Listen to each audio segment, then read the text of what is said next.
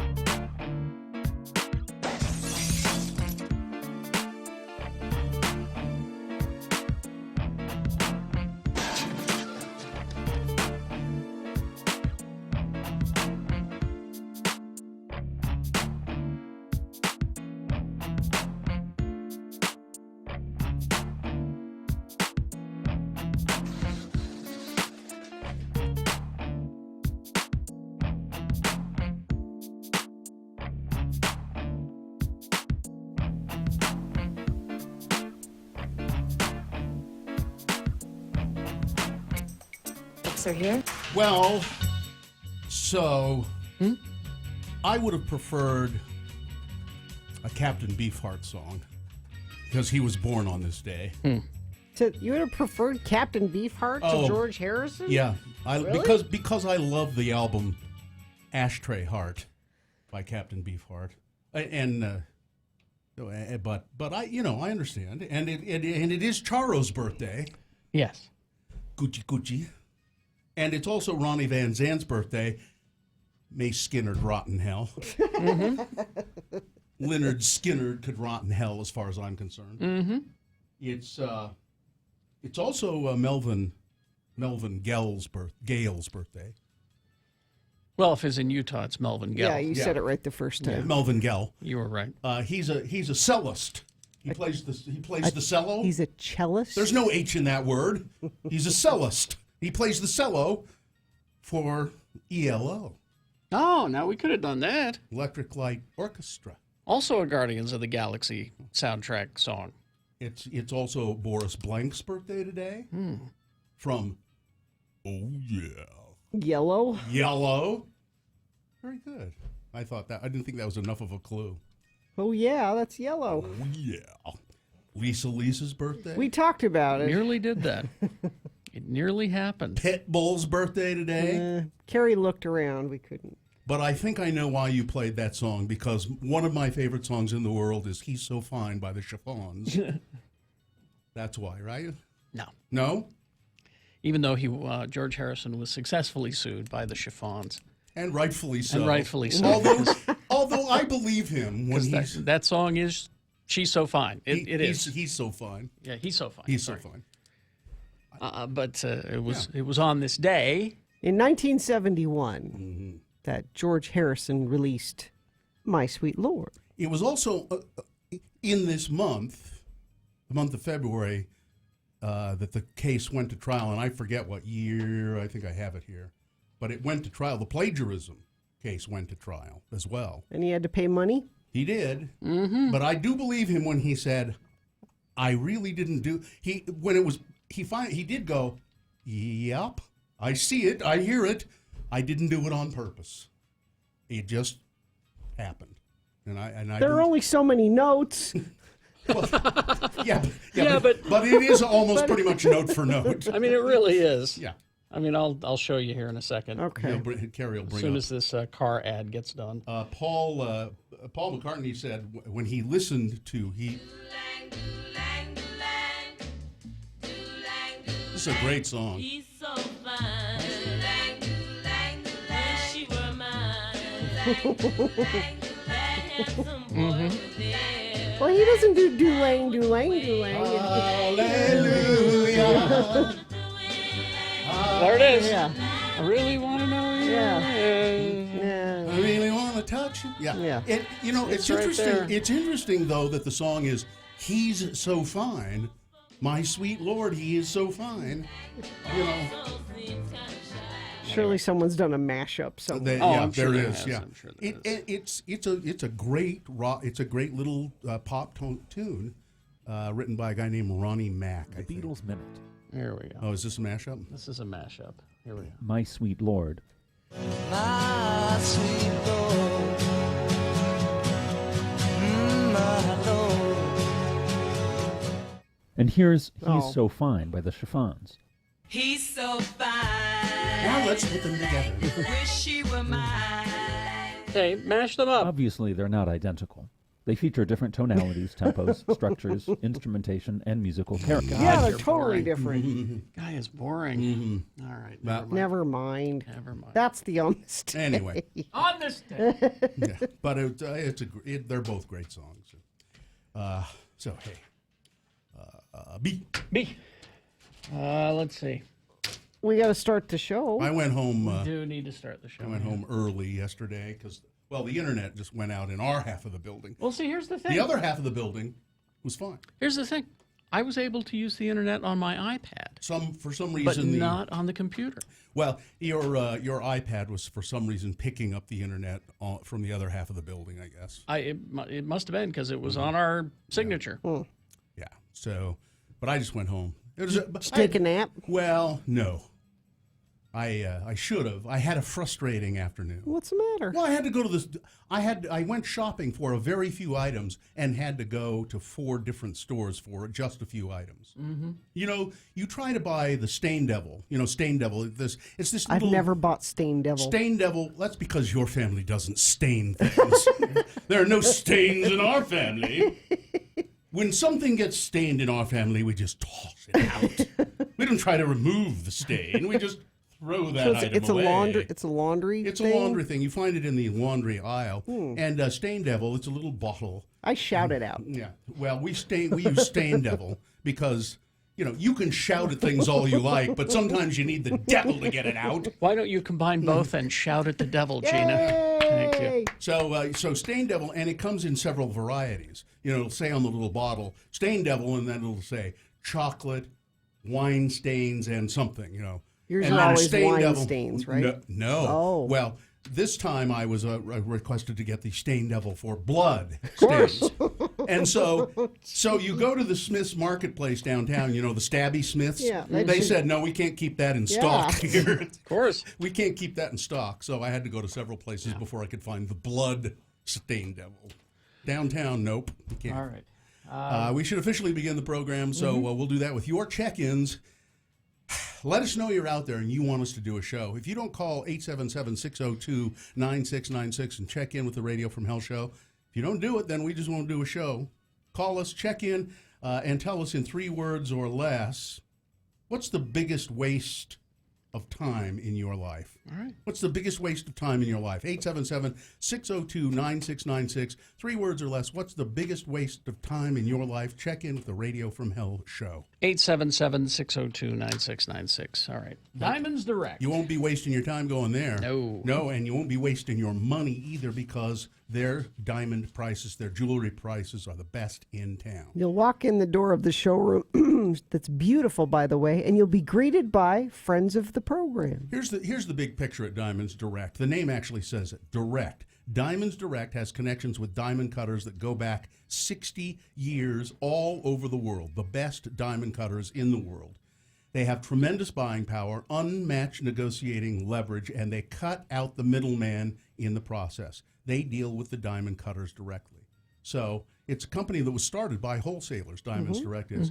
And the bottom line is there is no jeweler in America that has the advantage that Diamonds Direct has when it comes to being able to offer you true direct importer prices. And then there's that whole white glove service you get and the lowest prices, no nonsense. Diamonds Direct, you get confidence that you won't get at any other jeweler. So Diamonds Direct.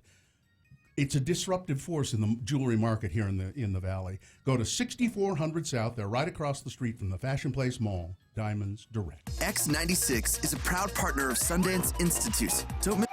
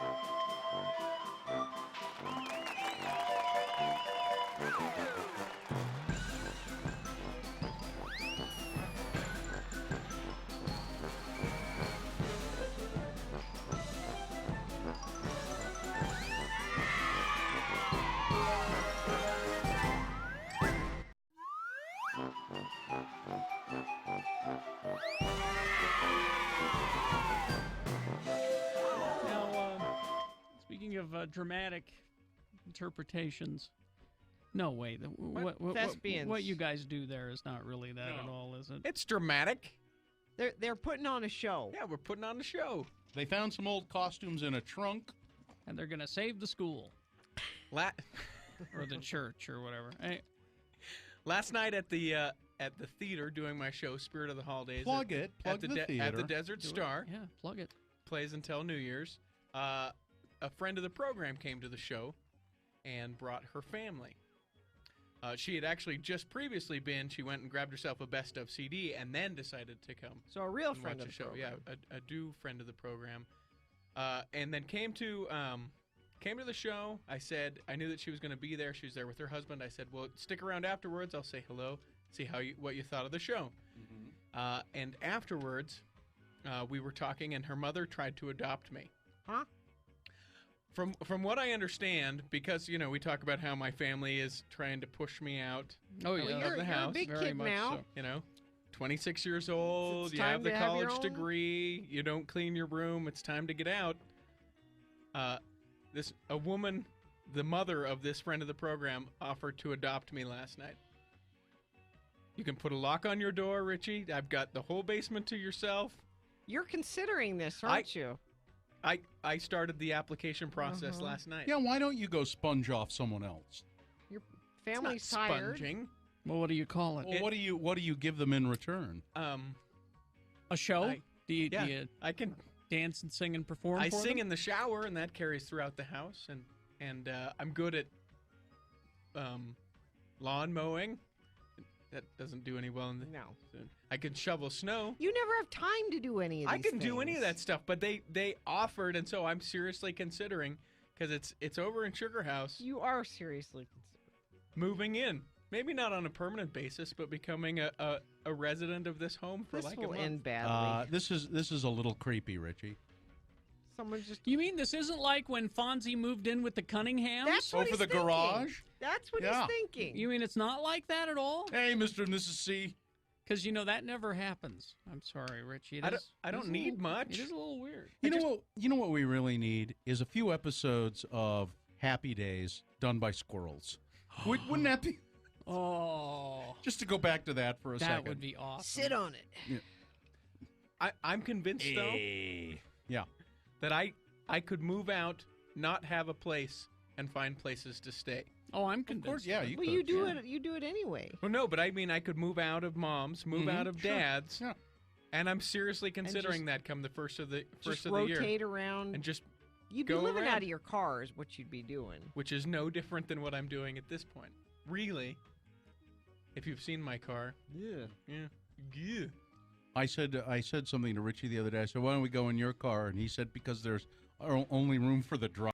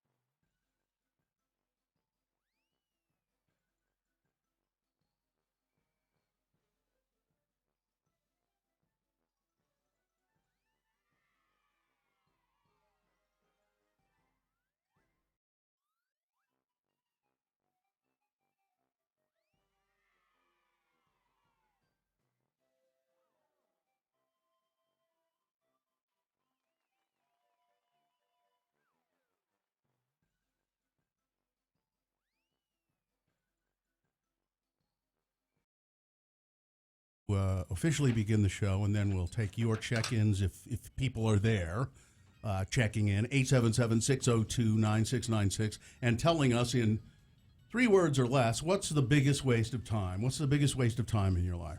All right?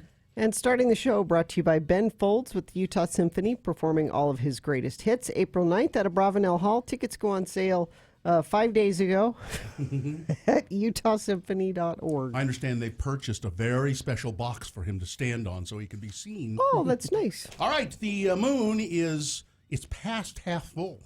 It's 63% of full. It's waxing towards fullness. The next full moon will be on January 20th. The moon will rise today at 1 p.m., today being Tuesday. It's the 15th day of January in the year of our Lord, 2019. And this is North America's most irritating radio broadcast. It's the radio, well, you irritate. It's like an oyster. Never mind. Well, I was going to make You it. create a pearl when there's an Yeah, but irritation. we're- making a pearl of... Yeah, but we're irritating everybody else. We're not. So are we the oyster? Are we the Yeah, pearl? see, that's why it doesn't work. Oh, okay. Yeah, it Yeah. doesn't work. It's Radio from Hell, starring the Lords of Morning Radio, the Oysters of the Airwaves, Kerry Jackson, Bill Allred, and Gina Barberi. Richard Stedman, he produces the show. Dylan Allred produces video for the show. You can see us if you have a mind to look at us live, as a matter of fact, if you've got a computer in front of you at x96.com/live. Not only will you see us live here in the studio, you'll actually see photos that are thrown up on the computer from time to time relating to news stories and other items. So Dylan produces all of that. And he produces videos. You can see a pre-show video that's available right now, for instance, on Twitter.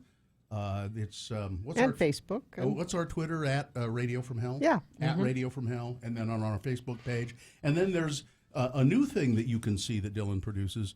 We do a post-show video.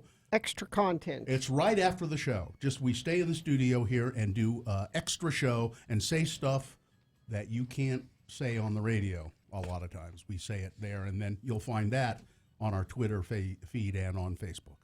And then we have an intern helping out, too. I don't know who it is. All right. Check-ins brought to you by Protect Your Identity and earn high interest with a Power Protected checking account from Security Service Federal Credit Union.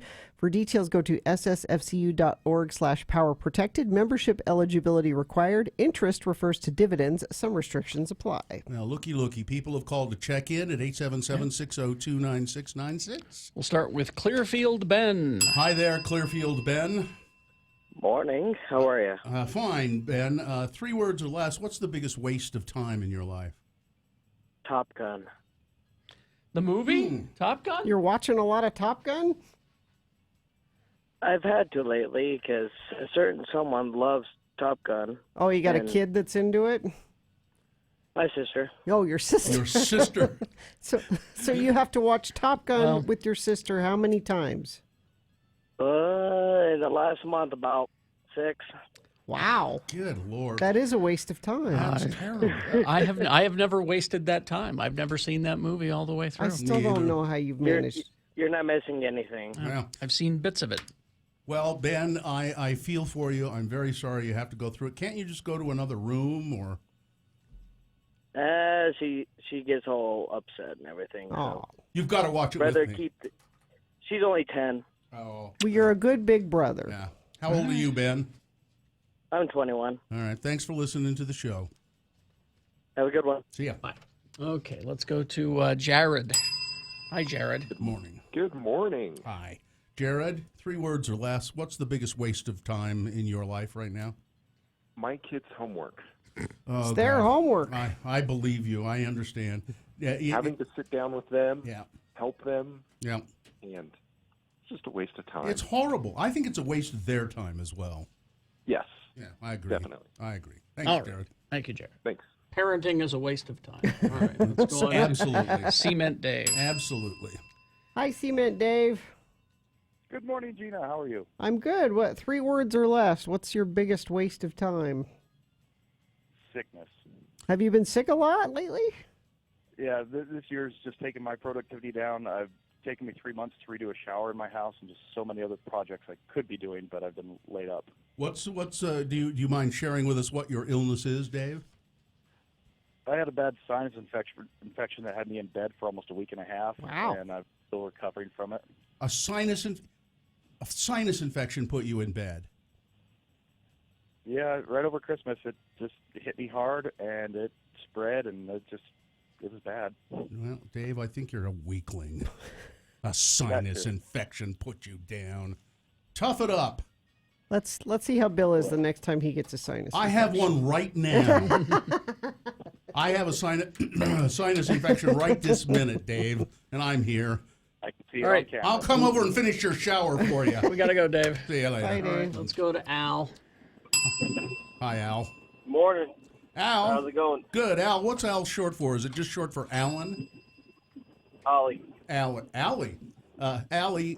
Ollie. Yeah, we've talked to him before. What is the biggest waste of time in your life? Biggest waste of time in my life has to be going to work. Yeah, Going that's to a waste work. of. Well, you're earning money. That's not a waste of time. Yeah, but I could be sleeping. That's true. That's true. All Good right. point, You Al. could get We'll see paid you, to Al. sleep. See you That would later. be Bye-bye. great. Yeah. All right, there's a few people checking in. Sinus infection. I've had one sinus infection that's knocked me down that That hard. really put you down that hard? Yeah, only once though. I But know it is possible. Yeah, my wife gets it pretty bad. Let's see if traffic's pretty bad. No, it's not pretty bad. It's not bad at all, actually. If you see something, please text it into us 33986. All right, thank you. We got big boy news coming up. If you get put down that bad, I guess if you had some nice sheets. That, Oh, yeah. Stay in bed for a week in the nice sheet. Make everything better. Yeah. Brooklinen.com is the website. You spend a third of your life in the sheets, more if you get sick a lot. So if you're looking for a New Year's resolution, better sleep is a good place to start. None of us sleep properly or enough. You read a lot of these studies and everything, but one of the things that can help, the incredible feeling of 5-star hotel sheets. Buttery smooth, as I like to describe them when I tell people about my Brooklinen sheets. Just wonderful. Go on their website, take a look and see how you can finally get 5-star hotel quality sheets easily and without breaking the bank, because it's not just about thread count, it's about how they are made. Buttery smooth. My Brooklinen sheets are the best, most comfortable sheets I've ever slept on, and now it's time for your chance to give them a try. They're giving you an exclusive offer just for our listeners. Get $20 off and free shipping when you use the promo code Jackson, my last name, at brooklinen.com. They are so confident in their product that all of their sheets, comforters, and towels come with a lifetime warranty. So the only way to get $20 off and free shipping is to use the promo code Jackson, Jackson, at brooklinen.com. That's BROOKLINEN.com, and the promo code Jackson. These really are the best sheets ever. When Carrie, Bill, and Gina run out of things to bitch about, we give you a 1-hour nonstop music wingding at 10 a.m. on X96.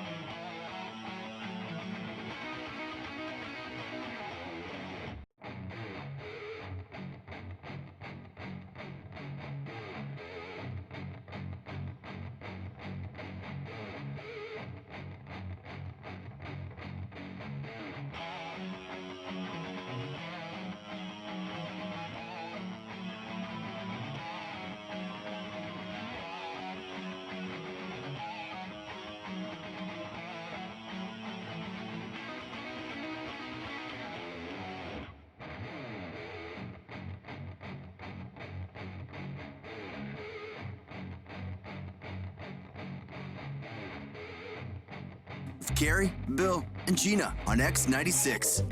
I love that so much. It is time for Big Boy News and Opinioendo now. Brought to you by... Have you been to Moochie's lately? They're cooking up something new for you besides their famous authentic Philly cheesesteak. Try the new Philly cheesesteak egg rolls. Differently delicious. Well, she's one of a kind. She was an original. She will be missed, especially by her best friends, Diamonds. Diamonds? Actress and singer Carol Channing has died early this morning at the age of 97 at her home in Rancho Mirage, California. That's a good run.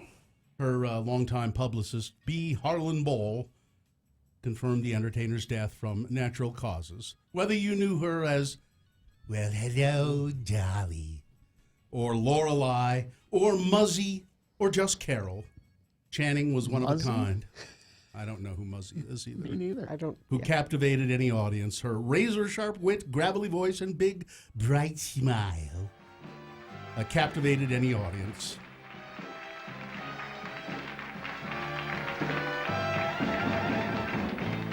She's going to captivate This you is any minute Maine. now. This is Maine. Any minute. Da, da, da. Here she comes. Oh, Dolly. Harry. Well, hello, Louie. It's so nice to be back home where I belong. She wasn't really a singer, No. but Not she really. had charm and talent of another kind. Lots of teeth. Lots of teeth. She was a Broadway star, and she was always on television, on And- all the talk shows. And be honest, those of you who knew who Carol Channing was, you thought she was dead already, yeah, didn't you? she's not been in the spotlight for a long time. Well, she made our Deadpool lists quite a lot. Yeah, but she And hung in there. It got to the point where we went, well, that's a waste because she's never going to die, clearly. Yeah. You know. So there you go, Carol Channing. Betty White's birthday is Thursday, just so you know. She's 90 what? 97, I fine. want to say. Yeah, seems to be fine. A violent street fight in downtown Salt Lake City over the weekend. I saw this. A friend of the program posted it on Instagram, I think yeah? is where I saw it. Some video? Yeah, a violent street fight over the weekend left Jess Woods with 4 breaks in the bones around his right eye. I got kicked so hard I just hit the ground, Woods said. Police are reviewing cell phone video of the fight. In it, you can see several people scuffling on Main Street near the intersection with Market Street. Jesse Woods is being pinned to the ground, and after the man holding him down lets up, he comes back and kicks him in the face. I got sick to my stomach the first time I watched it. It's disgusting, said the guy, Jesse Woods, who got kicked in the face. You know what and they it were is fighting over? disgusting. I don't know. No, I do. What? Well, so tell us then. So they both called for a Lyft or an Uber. And Over whose car it was? Yeah. Yeah. Which I don't understand why you fight about Yeah, that, because you could 'cause you- say it's right here that it's mine. Here, Steve has accepted my ride. Well, they're drunk. That's why. Yeah. You could definitely face aggravated assault charges, which is a second-degree felony, said Sergeant Brandon Shearer with the Salt Lake Police Department. As of Monday, no charges had been filed because the police hadn't seen or hadn't been able to identify the suspect who kicked Woods. He's pretty identifiable. I mean, you can see who it is. Somebody will come forward, I think, and look. Just go look at the video. It's around, and It's disturbing. and finger the guy who did it because he's an ass hat. Whoever did it, I mean, sure you can. Okay, they're having an argument, and but kicking somebody in the face. is Jesse pretty- Woods wasn't the only one hurt in that altercation. One of his friends, Dino Rendick, broke his ankle trying to break the fight up. And maybe Jesse Woods had some part of it, but you don't just kick some guy in the face out of the blue like that. It's just awful. 6%, that's how many of the adult Utahns questioned in a survey, 6% admit to trying marijuana, according to a That new doesn't study. seem accurate. Yeah. I don't know. Yay! I think it could be. It's probably a little higher than that, but I don't know. I don't know as it's much higher than that. 6% say that they've tried marijuana. I'd say it's double that at least. It was random. It was terrifying as it gets. Jamie Kloss, her accused killer kidnapper, told cops he was driving to work one day and he spotted the 13-year-old at her bus stop, and he said, "Yep, that's what I'm going to do. I'm going to kidnap her." On his drive to the cheese factory on one of the 2 mornings he worked there, he had stopped behind the school bus on Highway 8 where he watched her get onto a school bus, court papers revealed. He stated that he had no idea who she was when he saw her. He just knew that that's the one I'm going to kidnap. Jake Thomas Patterson, 21 years old, admitted to detectives he had never met her, didn't know her name. He just, that's her. The teen's mom, Denise, would die trying to protect her daughter. So he went to the house. The kidnapper went to her house with a shotgun, I think it was, killed her father. Mother grabbed the daughter. I think they went to the bathroom, locked the door. The mother was calling 911. He broke down the door, told her to hang up the phone, said, "Here, tape up your daughter's mouth." Taped her mouth up, and then he shot at her mother right in front of her and kidnapped her. And she was gone, then kidnapped, 88 days? Until she managed to escape. And when she did escape, she was able to lead police to the home of this guy who kidnapped her. And it's all right out there, all the details. She's a good, reliable witness. She's pretty brave. She's pretty straightforward. I think they're saying she won't have to appear in court. I hope not. That's Yeah, they're saying she doesn't have to testify. She doesn't have to testify. She's got don't all put her through that. She's got all the details. She won't have to testify in court, and they've got enough. This guy will go away forever and ever. And my guess is he'll die in prison. I hope so. And probably not of old age. Yeah. After questioning how the terms white nationalist and white supremacist had become offensive in a recent interview with the New York Times, Republican Congressman Steve King of Iowa has been harshly rebuked by Republican leaders, stripped of all his committee assignments in the current Congress. "We will not tolerate this in the Republican Party," said House Minority Leader Kevin McCarthy, referring to King's racist views. McCarthy did fail to mention the many, many years of tolerance that the Republican Party, including President Trump, has shown to King's lengthy history of bigotry. This is not news. No, it's like 10 years. He's been in the Congress for 6 terms, I think, or 9 terms. Yeah. He's been a bigot and a racist that whole time. It's not everybody's known it. Why now all of a sudden? Well, because people are looking. I don't get it. And now people are calling on him to resign. Senator Mitt Romney and Utah Representative Chris Stewart have called on King to resign. Okay, he's not going to resign. It's the voters of Iowa who keep voting him in, which means they are fine with that. Apparently, so I suppose it's their call. I meant to look it up. I think. Aren't there some sort of, isn't there some sort of process in the United States House of Representatives that they can formally vote to throw him out? I think they can. Oh, really? Because I thought it could only happen in the state. I think that, as I recall, because I'll look it up. They were talking about it a few weeks ago about an incoming newly elected person, and they said, well, the entire group could get together and refuse his. I'll look it up and see if there's some formal procedure. But no, it's the people of his state have to decide whether he represents them or not. The Republicans can put him or take him off of whatever committees. They've taken him off They've taken him off all the committees. That's not up to the state. Which means he has really no power. Very little power. He's just representing the state. Yeah, Stillman looked it up while we were talking about it. Oh, okay, there we go. The United States Constitution gives the Senate the power to expel any member by a 2/3 vote. That's the Senate. That's the Senate. But he's a congressman. He's a congressman. What about the House of Representatives? Okay. I don't know about that. That's the People's House. Okay. So but the state of Iowa, if they like him, if his district likes him, maybe they can't do anything about it. Maybe it's time for Iowa to look deep inside itself. But again, He's been there for 9 terms, Yeah. and the know who he the is. House of Representatives has not said anything about him.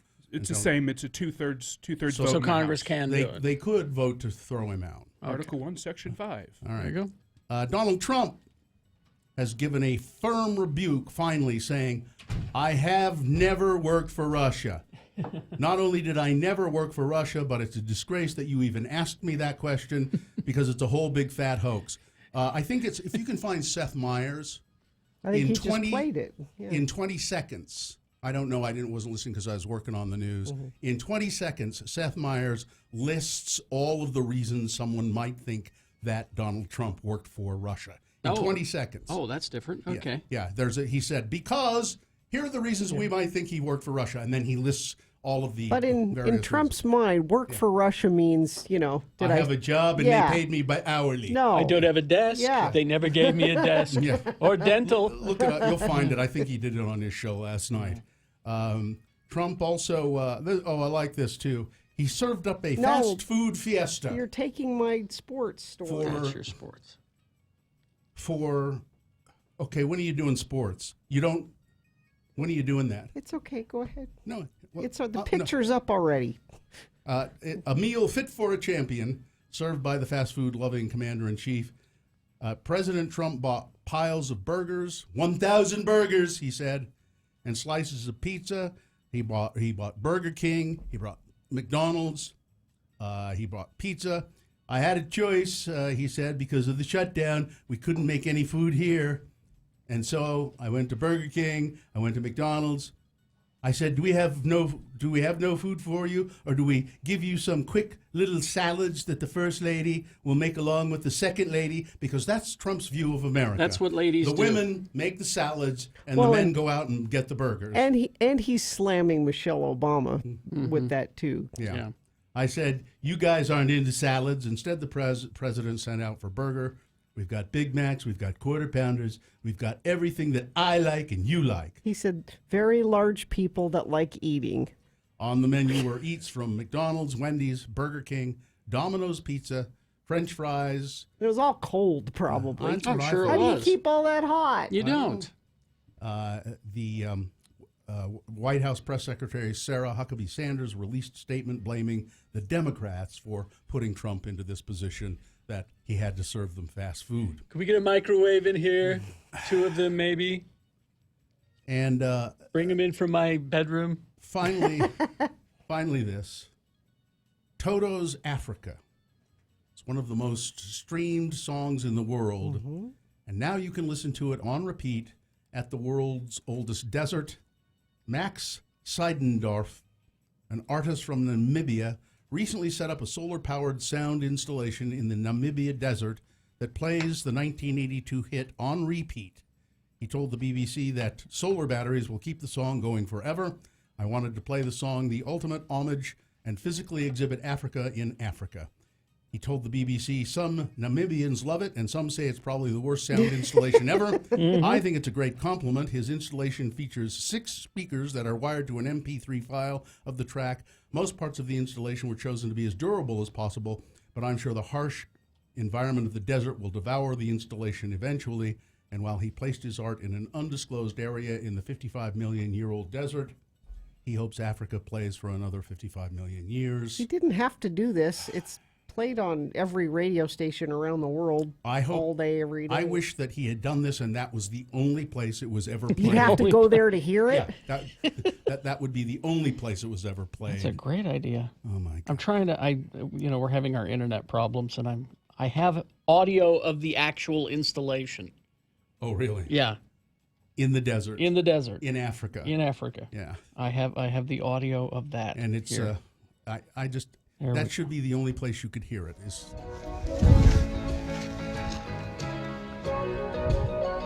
It's windy there. You can hear the wind, yeah.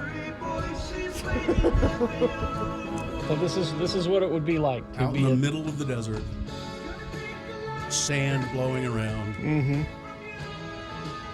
Okay. All right. Yeah, you get the idea. It's still awful. Over and over and over. Yeah. Forever. It's even worse, maybe. In a way. Yeah. There you go. All right. Sports weather track. Winter is here, and Big O Tires wants you to be safe on the roads this season. Stop in for new snow tires starting at just $49.95 each at Big O Tires, the team you trust. The Jazz won last night. They beat Detroit 100-94.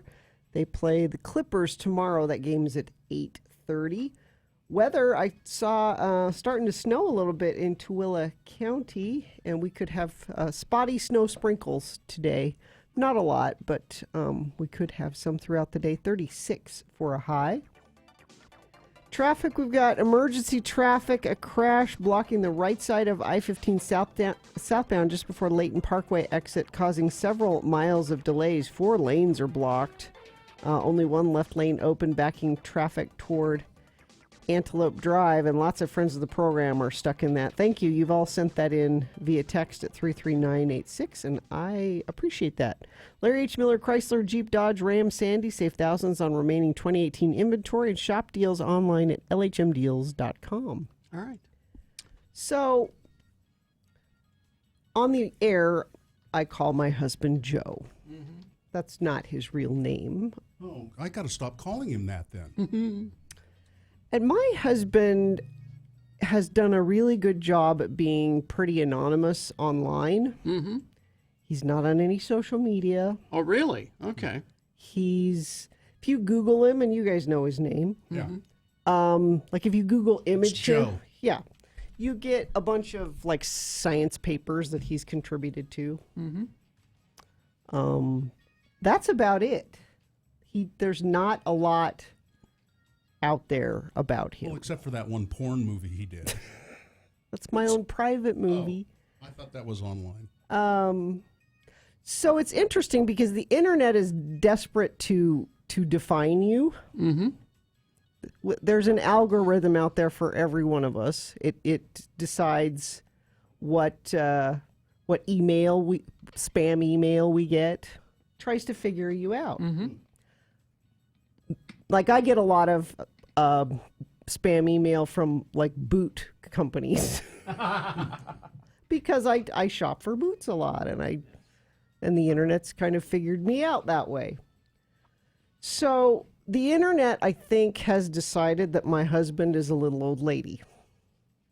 And how Because here's the spam email he's been getting. All right. Cat food coupons. We don't have a cat. He never shops for cat food. You could pass those along to somebody, though. Yeah. I don't want them. Cat food coupons.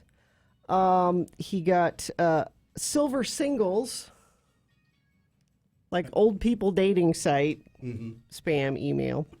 But then the capper, where I finally said, yes, the internet does not know what to do with you, thinks you're a little old lady. This weekend, he said, oh, here it is. It's official. I got spam email about getting a credit card for the Finger Hut.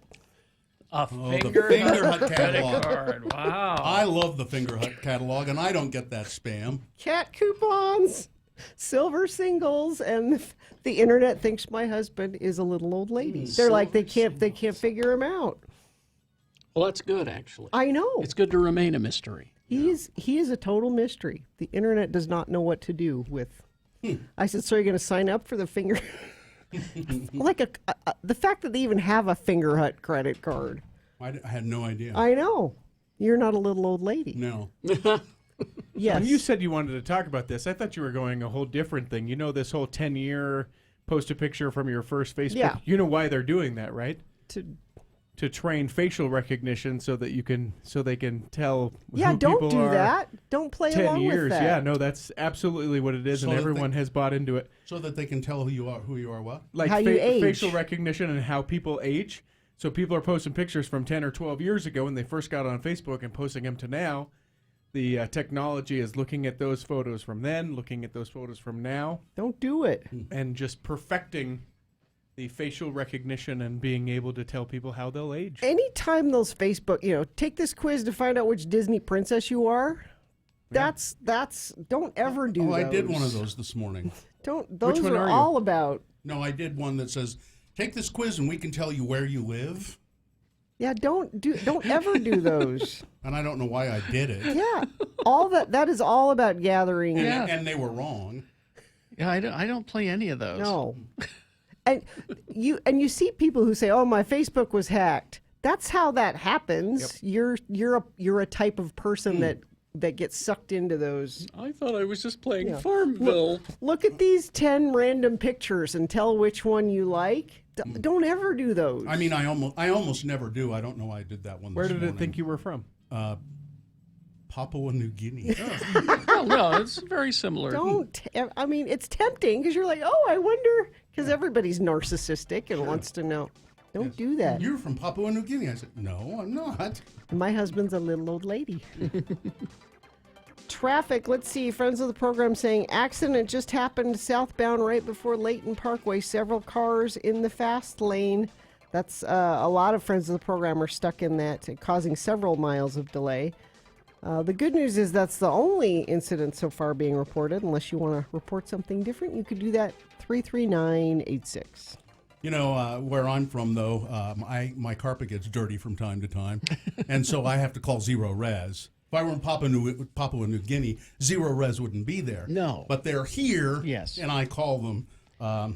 If you were in Papua New Guinea, you'd have to have detergents used on your carpets. Probably. And that would not be. No, it's, Zero Res. They've explained it to me, but I'm not going to. I don't care. I just like how they clean my carpets and my upholstery and my tile and my countertop. I like it all. The no residue cleaning means that your carpets will stay cleaner longer. If you want to clean your carpets every couple of months, go with the other guys, sure. And then your house stinks of those chemicals and use Zero Res. Any other carpet cleaner, they leave residue behind, and then your carpet gets dirty faster, and you don't want that. So right now, Zero Res Carpet Cleaning is celebrating their anniversary, and they're throwing back prices to the original prices that they started with. The Retro Special, 3 rooms cleaned for just $89.95. Some minimums and restrictions will apply, so you have to talk to them about that. But call them, Zero Res, 801-2880. That's 288-9376 for details. Tell them Radio from Hell sent you. Visit zerores.com. X96 is a proud partner of Sundance Institute. Don't miss the 2019 Sundance Film Festival happening January 24th through February 3rd.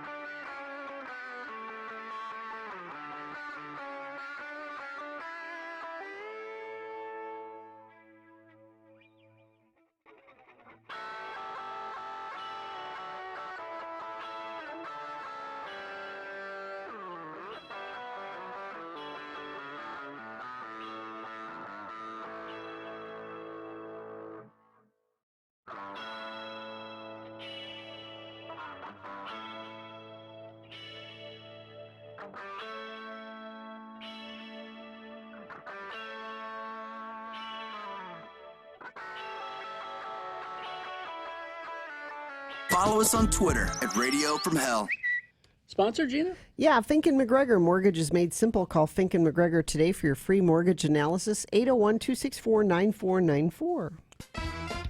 Well, here he is. I'm back. Jonathan Deasing. He is here. He is a representative of the 3-Bit Gamer Show. Now, Jonathan, did you take my advice? Didn't have a cup of coffee before you came. It's too early for coffee. Okay, good. That'll mean that you'll be pretty calm. Yeah. I'm going to talk about video games and the 3-Bit Gamer Show. You can find that anywhere podcasts are found. It's up today. Our newest episode is going to be basically what I'm talking about today. It's all a preview of what's coming up in 2019 in the world of video games. All right, here we go. In the calmest way possible, tell us about it. Try not to fall asleep. Oh, okay. So this year, I feel like we've had like 2 years in a row where it's just been like gangbusters. Just so many games, huge games, just these years that you cannot keep up with. This seems to be like a break. Like the gaming industry's taking a breath. Well, but is it? A little bit. Okay, so the first one we've got out, this one's coming out in just a couple days. This is Kingdom Hearts 3.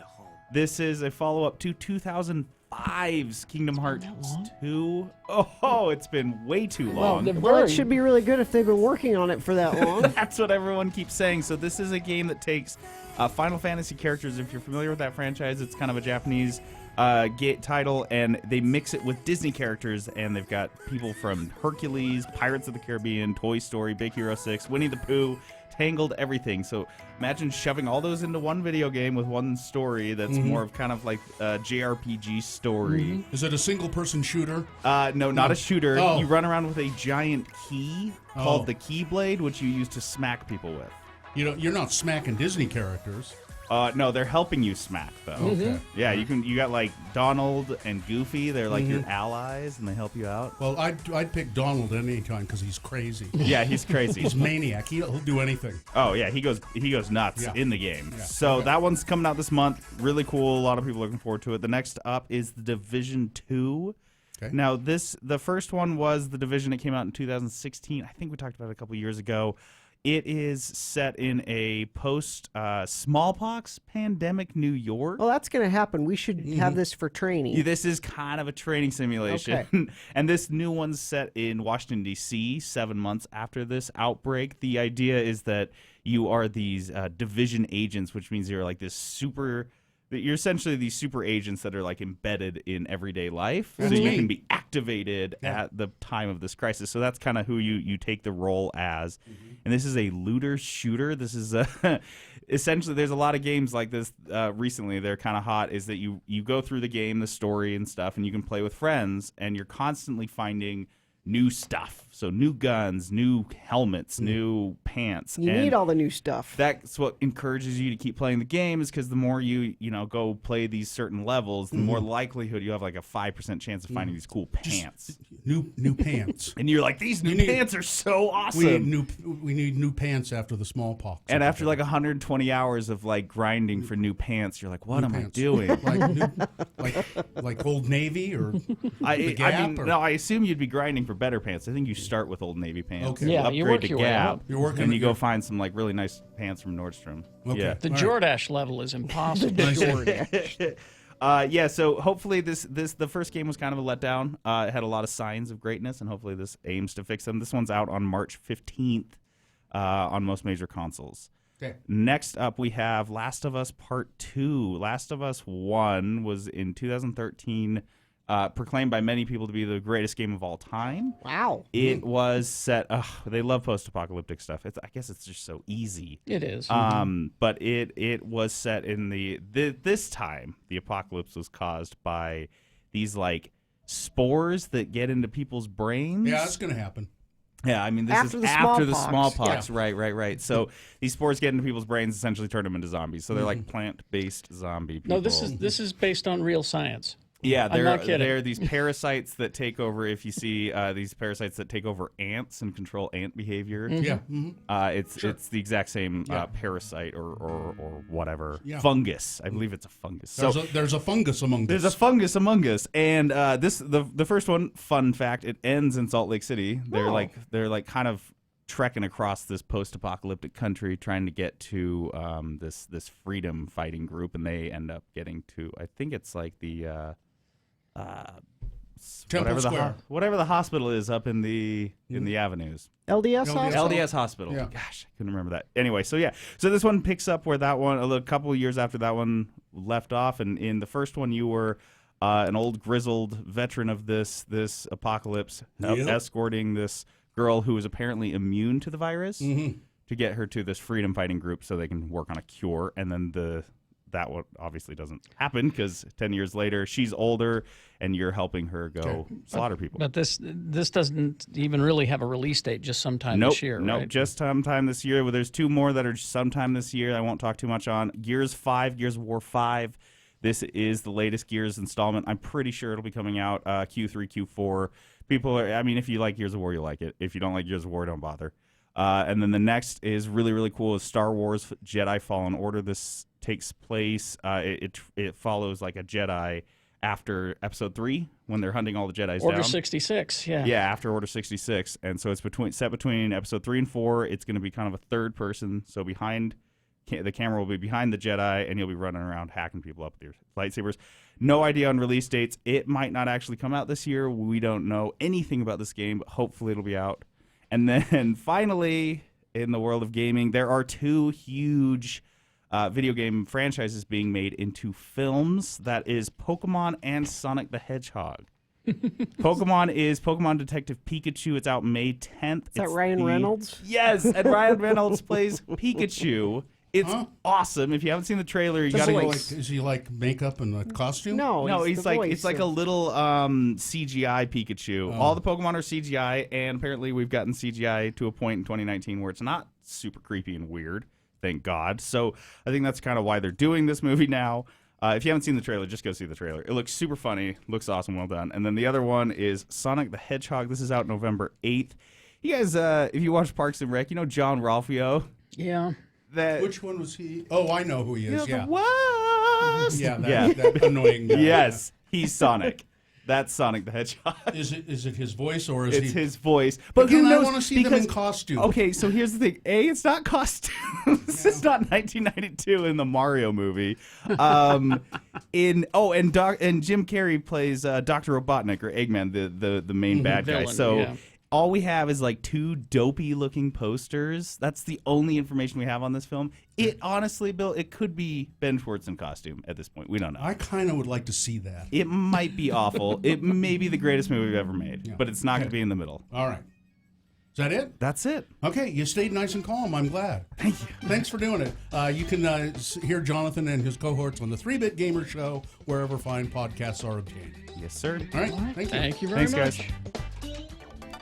Crash westbound 45th South, 3rd West in Salt Lake. The left lane is closed. And a big accident southbound I-15 just before the Layton Parkway exit, causing several miles of delays through there. Lots of friends of the program were stuck in it. If things start moving, you can let me know. Text it to us, 33986. If you're in an accident, the first thing you should do is contact the advocates. Remember, they don't get paid until you do. Go to UtahAdvocates.com for more information. You deserve an advocate. Boners round 1 coming up. Here are your candidates. Boner candidate number 1. Good work, boys. You almost got it. Boner candidate number 2. I'm not here. And boner candidate number 3. I think we have to give him some credit for acting skills.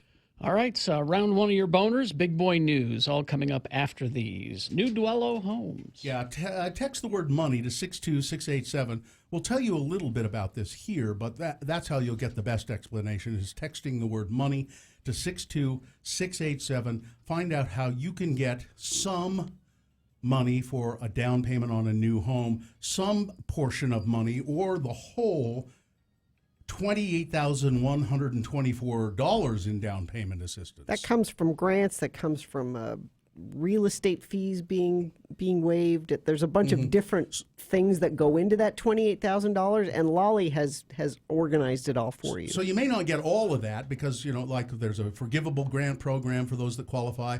That's $18,124 that goes to down payment on this is a new home, new construction. Or there's one that's $5,000. There's another that's $5,000. But some people will qualify for all of them put together. That's $28,124. Find out more about it. Just text the word money to 62687. X96 presents Lights, Camera, Brunch.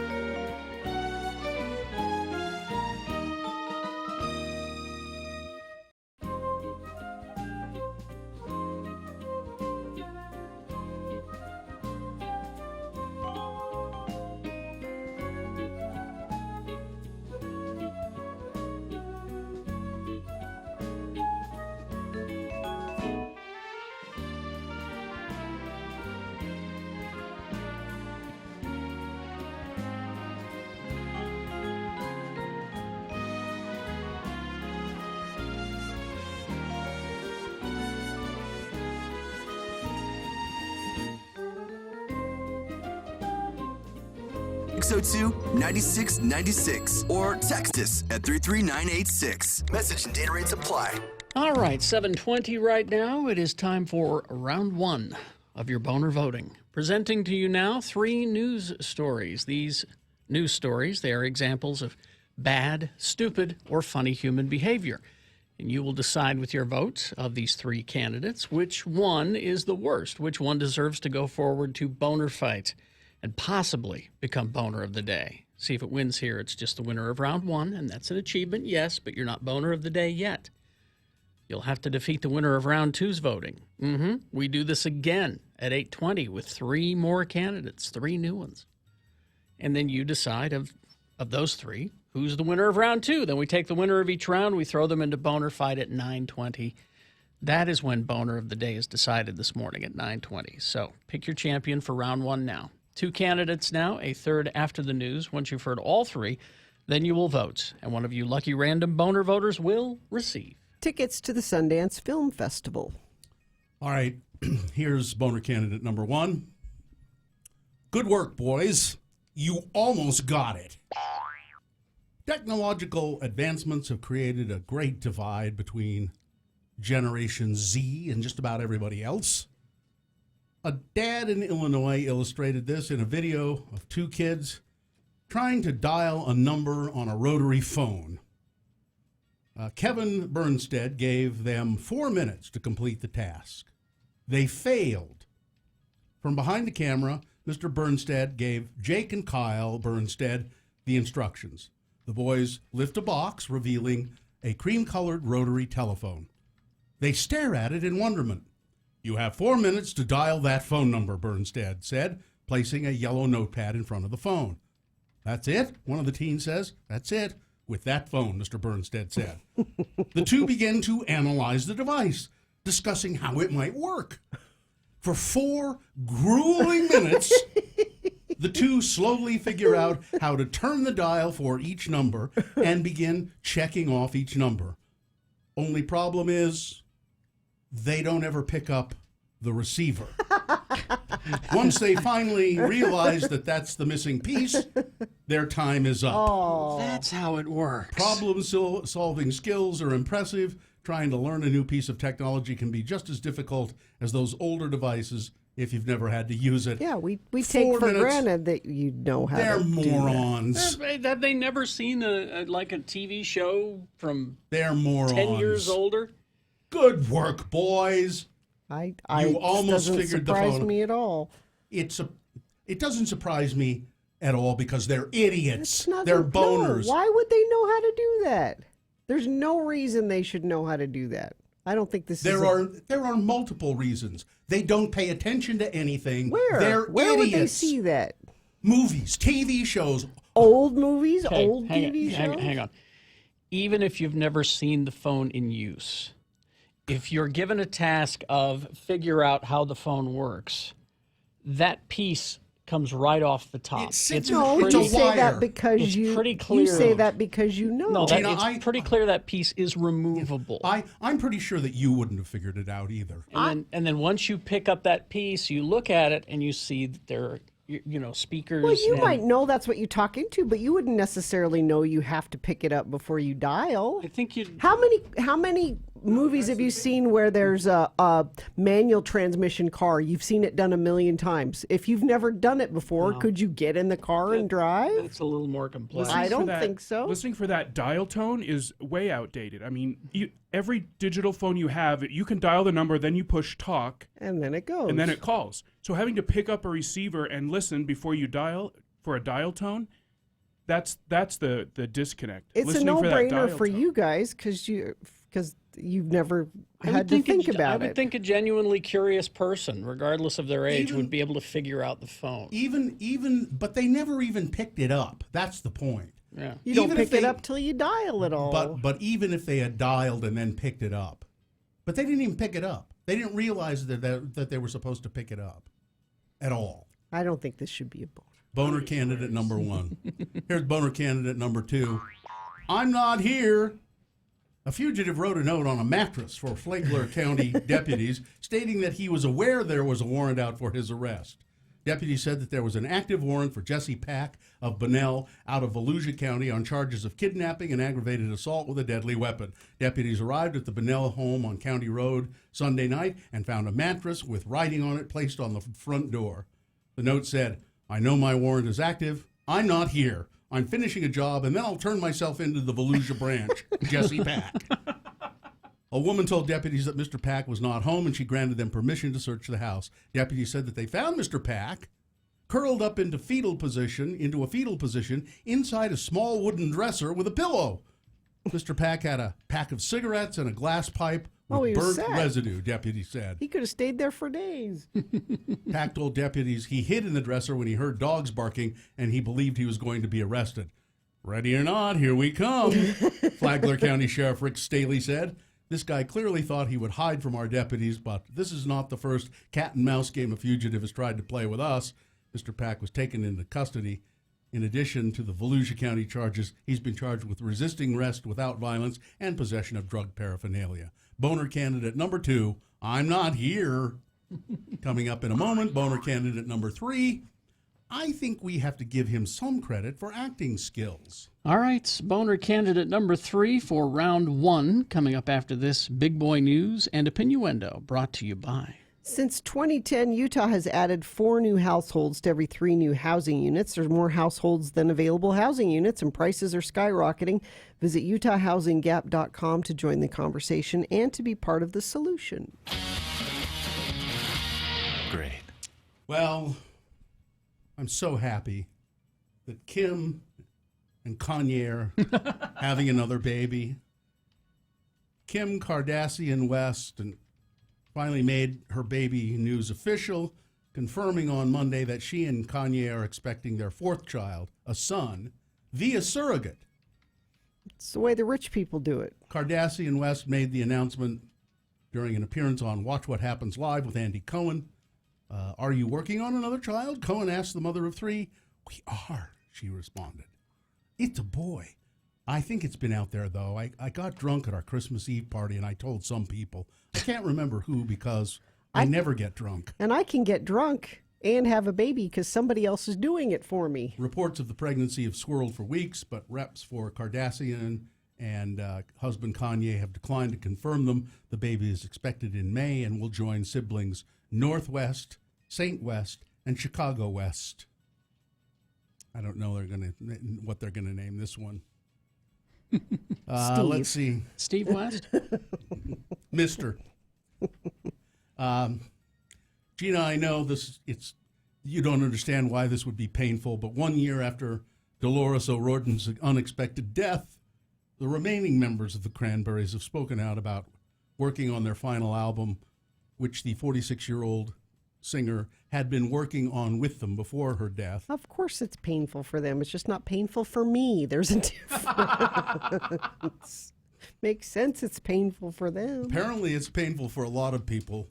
Yeah, there A she lot goes of again. people? There she goes Some again. people. There she goes again. Some people. In a statement on their website, Fergal Lawler, Noel, and Mike Hogan spoke to the origins of In the End, which will be released on Tuesday, the anniversary of Dolores O'Riordan's death. Today. And the emotional process that came with working on their last project together. In early 2017, the 4 of us got together to rehearse for the Something Else tour. The band began the statement. "During rehearsals, we discussed how great it would be to write and work on new material. It's been very hard to finish the album without Dolores, but we've persevered." Remember how much trouble you got in? I know. 1 year ago? Was it 1 year ago? Yeah, this is the anniversary of her death. Mm-hmm. I just never cared for the Cranberries. I'm sorry. And so you had to diss her when she died. I just wasn't sad when she died. I'm not sad when everybody dies. You wouldn't be able to get out of bed this morning with Carol Channing. Shut up! I didn't know you were ever in bed with Carol Channing.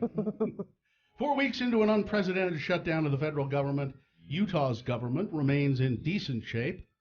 but with some harder decisions on the horizon, according to Kristen Cox, Executive Director of the Governor's Office of Management and Budget. During a recent update with members of the press, Ms. Cox said her office is turning its attention toward longer-term plans for maintaining public services without support from Washington. There's nothing significant looming in the next week, she said. My biggest concern now is looking out 6 weeks to 2 months. Many programs, including nutrition services and defense, maintaining funding from budget bills that passed prior to the stalemate between President Trump and congressional Democrats over $5.7 billion in funding for wall construction on the U.S.-Mexico border. But in some cases, those budgets will expire in mid to late February, Cox said, putting Utah on the hook to spend the state's rainy day balances, appropriate traditional funding during the upcoming legislative session, or ultimately allow services to lapse due to prioritization. We have to be eyes wide open going into this, she said. The state is not going to be in a position to keep all these programs open if this goes on indefinitely. Utah spent $66,000 to keep open national parks in the state, including the cost of plowing access roads into arches and canyon lands. Private organizations have committed to funding the parks in the immediate future. Restrooms and the scenic drive at Capitol Reef are closed. Salt Lake City's landmark Peary Hotel, right over here on the corner. It's right there. Right across from us. What about it? A new investor in that hotel, and there are guarantees that it will remain a historic landmark. Good. More money is going to be pumped into preserving it and upgrading it. In a joint announcement with Preservation Utah, the Cleveland-based company GBX Group said it had purchased a stake in the 109-year-old hotel. It's haunted, you know. Once frequented by by whom? I don't know. It's old. Old things are haunted. Okay. By wealthy railroad travelers drawn to the running hot water. It was the only place in town that had it for a while, I guess. The company has entered into a preservation easement on the property at 110 West Broadway. At Trump's inauguration, that's Donald Trump to you, buddy, private donors put up $107 million to usher Trump into office in style 2 years ago, and it's now clear just how enthusiastically his inaugural committee went to town with it. There was $10,000 for makeup for 20 aides at the evening inaugural event. There was another $30,000 in per diem payments to dozens of contract staff members, in addition to their fully covered hotel rooms, room service orders, plane tickets, and taxi rides, including some to just drop off laundry. The bill from the Trump International Hotel was $1.5 million. And there was a documentary overseen by a close friend of Melania's that was ultimately abandoned. The details of the expenditures gleaned from interviews and from documents reviewed by the New York Times, the failing New York Times, and not previously made public, show that the committee spent heavily on nearly every aspect of the events surrounding the inauguration. In 72 days, it laid out $100 million, roughly twice as much or more than was raised by Barack Obama or George W. Bush for their first and second presidential inauguration. Hey, the piano guys are expensive. That's right. Did they play at the inauguration? Yes, they did. And Three Doors Down. That's it. That's, and the Mormon Tabernacle Choir. They're not expensive. Yeah, the Tabernacle Choir doesn't come cheap. A former worker at the healthcare center where a woman in vegetative state gave birth said there was a culture there of don't ask, don't tell. So they knew about it? Well, they're not saying that specifically. With bonuses offered to staff if incidents were not reported. Marla Keisha said staff at Hacienda Healthcare in Phoenix were given financial incentives to encourage them not to officially report problems, and that there was a climate of fear among her colleagues. Phoenix police have said that the 29-year-old Native American woman, incapacitated since the age of 3, was sexually assaulted and gave birth last month. Investigators are collecting DNA from Hacienda's male employees and others who may have had contact with the woman in an effort to identify a suspect. When Keisha began working at the care home for people with disabilities, she was a supervisor before moving on to the Internal Review Committee. Phoenix slips, falls, and bed sores on patients were allegedly underreported in So official not a documents. good place. She said, yeah, I mean, that's the point of this. She said if you went so many days without an incident, you would get a bonus. I don't know how much other people were offered, but I received a lot of bonuses, a lot.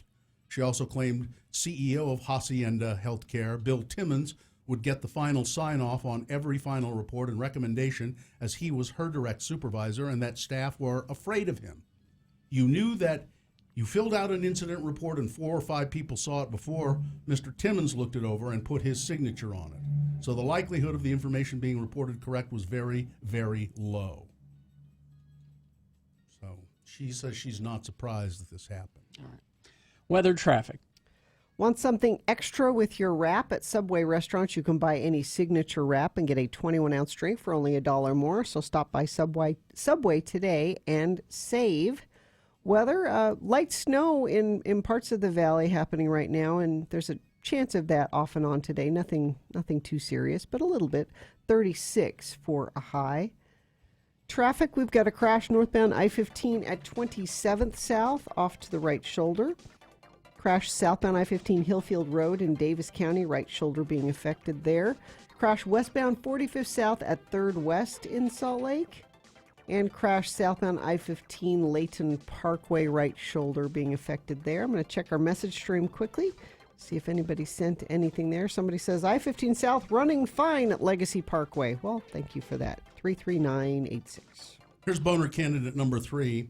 This may have been a boner candidate before or something similar, but there are some details here, and it's certainly worth repeating. I think we have to give him some credit for acting skills. Paul Anthony Menchaca of Gilbert, Arizona, was arrested at his home near Val Vista Drive in Williams Field in Phoenix for pretending to have Down syndrome and also for posing as a woman hiring caretakers to bathe and change her adult son's diapers. According to ABC 15, an Arizona news outlet, the first victim told police that she was hired by a woman called Amy to bathe and change the diapers of her son, who had Down syndrome. A second and third victim, who knew each other as well as the first victim, took over the caretaker's duties in July of last year. All 3 victims confirmed that Menchaca would become aroused while they bathed him. According to the Arizona news outlet, a 4th victim has recently come forward to tell a similar story, confirming she was also hired under the belief that the mother was paying her to bathe and change her special needs adult son. The 4th victim's story lined up with the other 3 victims and also reportedly happened during the same time. The latest victim reported her own encounter with the Arizona man after hearing about the others' allegations.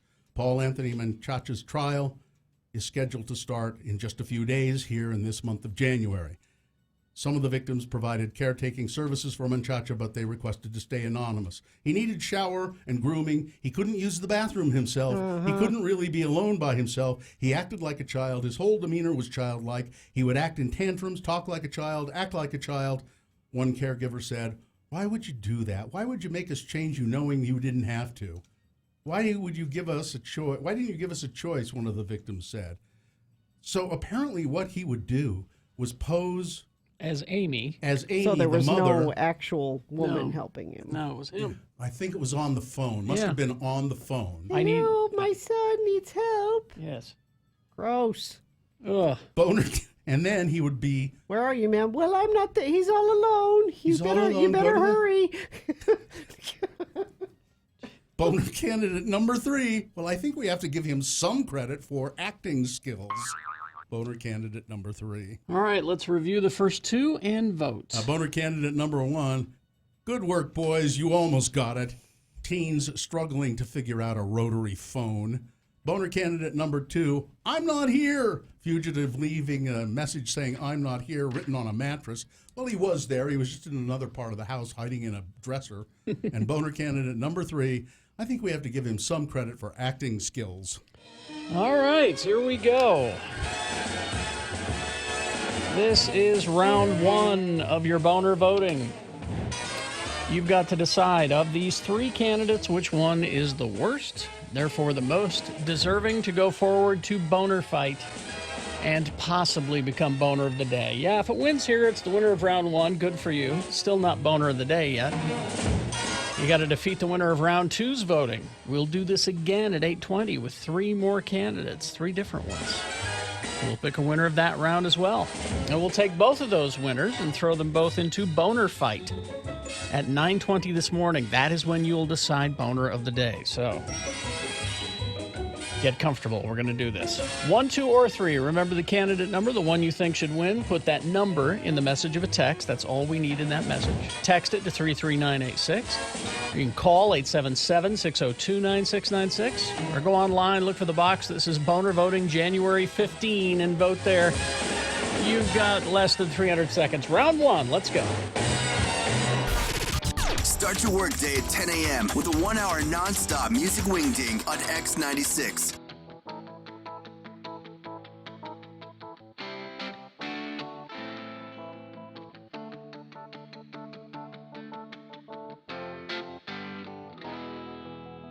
I have a 7-year-old, so exactly. Who's starting competition soccer. Say goodbye to the rest of your weekends for the rest of your life. That's what I'm saying. It all starts tomorrow. They have a tournament tomorrow. Mm-hmm. They have a game at 11. No, they have a game at 2.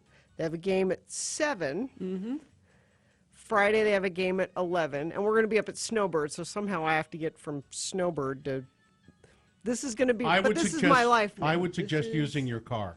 I think you would use your car. Let me ask you a question. Was it his idea to play soccer? Yes. Oh, yes. Okay. Because that's when you need to have the talk with him and say, look, okay, I understand you want to play soccer, but guess what? Mommy is saying goodbye to her weekends now because of this. It's a huge commitment. It's expensive. Here's what you do. And it's a huge commitment. I'm sure if you search around, you know how you have found a person to do almost everything for you. Rather than clean up the dog crap in your yard, you have found a person who will do that for you. Rather than deal with the lice problem yourself, you found the lice lady. Yeah. I'll bet you anything there is a person out there who will go to the soccer games for you. But I like to go to. Then quit bitching about it. No, I'm just saying it begins, and Carrie's absolutely right. Yeah. It is. This isn't just you playing soccer here. You need to know this, kid. This is about me taking you, transporting you, and the other two, And it starts small when, they're 7, but pretty soon it's out-of-state tournaments. Yeah. Multiple times a year. Mm-hmm.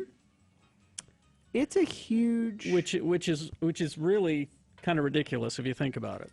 Out-of-state tournaments, really? Yep. For 7-year-olds. Yeah. Exactly. Here's how people catch the bird flu. By close contact with birds or bird droppings. Some people have caught bird flu by cleaning or pluck. Did you pluck any birds I while didn't you were on pluck vacation? anything. There was no plucking going on in the No. trailer? I guess it is kind of close quarters, the kids can hear. There's no plucking in the trailer. Mom, what are you doing? I'm plucking a chicken. Your dad and I are plucking a chicken. Keep plucking that chicken. Isn't that what they said? Yeah, Keep plucking that chicken. It is also possible that some people were infected after swimming or bathing in water contaminated with the droppings of infected birds. And some, here it is. You've handled a fighting cock. That's it. That was it. That's what. That's it. You handled a fighting I have cock. to admit, I've handled a fighting. You handled a fighting cock. There have been a few cases where one infected person caught the bird flu virus from another person, but it never has happened. It does not happen by eating infected animals. But I knew it was living amongst. It's not the mosquito bite, but No. it's living amongst them. And it happens a lot in Egypt. Our attorney, It does. our attorney Ed Brass sounds like your DNA dad is Marty Feldman because of your eye drooping and oozing. Mm-hmm. And then I've got another person who is saying, out-of-state tournaments. This is Gina's way of telling you that she'll be taking time off. Oh, I see. Not yet. This is her way of telling us This one now. is just here. And then it'll get announced on a Thursday. Yeah. By the way, I'll be gone tomorrow. Yeah. Yep. Because And then she'll say, I told you that this would happen. her husband can't possibly take the time off go to the out-of-state tournament. No. But you can. Because this job isn't. He as has a real important. job. Yeah, this isn't. This isn't a real job. No, not to you. It isn't. And certainly the way we treat. Why you. should it be? No. We're going to create a rent-a-mom business. I think this is a great idea Yeah. here.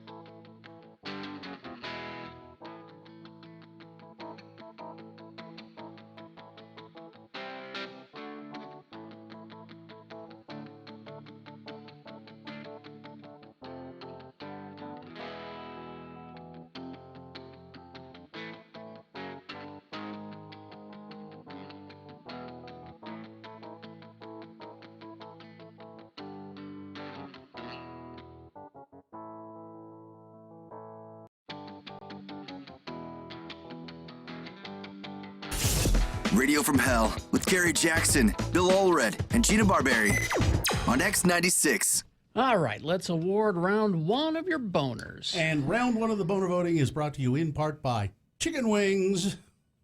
And X96, a proud partner of the 2019 Sundance Institute. Don't miss the film festival happening January 24th through February 3rd with screenings and events in Salt Lake City and Park City. Film screenings and tickets available at sundance.org. It's hard to find chicken wings sometime. It is. When you want to make them at home. Sue made some day before yesterday. I went to two Smiths. They were out. So you couldn't find the Stain Devil, and you couldn't find the It was a chicken terrible wings? shopping day. I called Harmon's finally. You got chicken wings? Yes. Of course we do. Of course. So we had boner candidate number one. Good work, boys. You almost got it. A couple of kids struggling to figure out how a rotary phone works. Apparently, they've never seen an old movie in their lives. I disagree with this one. They've never seen an old movie, ever. Man, we've been through this. I just can't believe it. Boner candidate number two. I'm not here. A fugitive leaving a message for the police written on a mattress. I'm not here. I know I'm wanted. I'll turn myself in, but I'm not here. He was there, just in another room, curled up with a pillow. And boner candidate number three, I think we have to give him some credit for acting skills. A man who posed as his mother and hired home health care workers to come in and take care of her son who was, well, it was him who had Down syndrome, allegedly. He didn't have Downs. No. The authority said it does appear that he has somewhat of a low IQ, but he doesn't have But he's Down smart syndrome. enough to figure out how to... Yeah. And they came in and gave him baths and changed his diaper and all that. So, and Sister Dottie's playing with her phone over there, and it's speaking right now. Yes, and so... All right. She can't figure out how to turn it off. She just had her nails done. It's hard to... And the winner, let's see, Justin Minaya won the Sundance tickets, and the winner, boner candidate number three. I think we have to give him some credit for acting skills. All right. There's your winner of round one. It's a good candidate. It's going to go forward to boner fights. It might be boner of the day. At 8:20, we will roll out three more candidates, and you'll pick a winner of that round as well. We'll take the winner of each round and put them into boner fight at 9:20. That's when you will decide boner of the day. So be ready for that, okay? Sister Dottie Dixon. She's the one the people recommend. More men